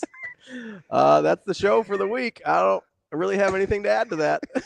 We'll be back on Monday. How do you get worse every week? Every week. It's always a surprise.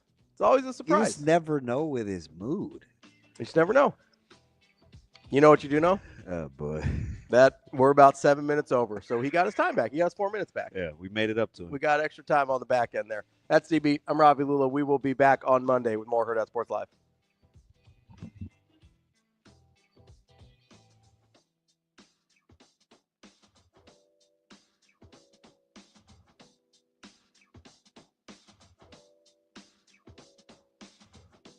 See you. Have a good day. Love you.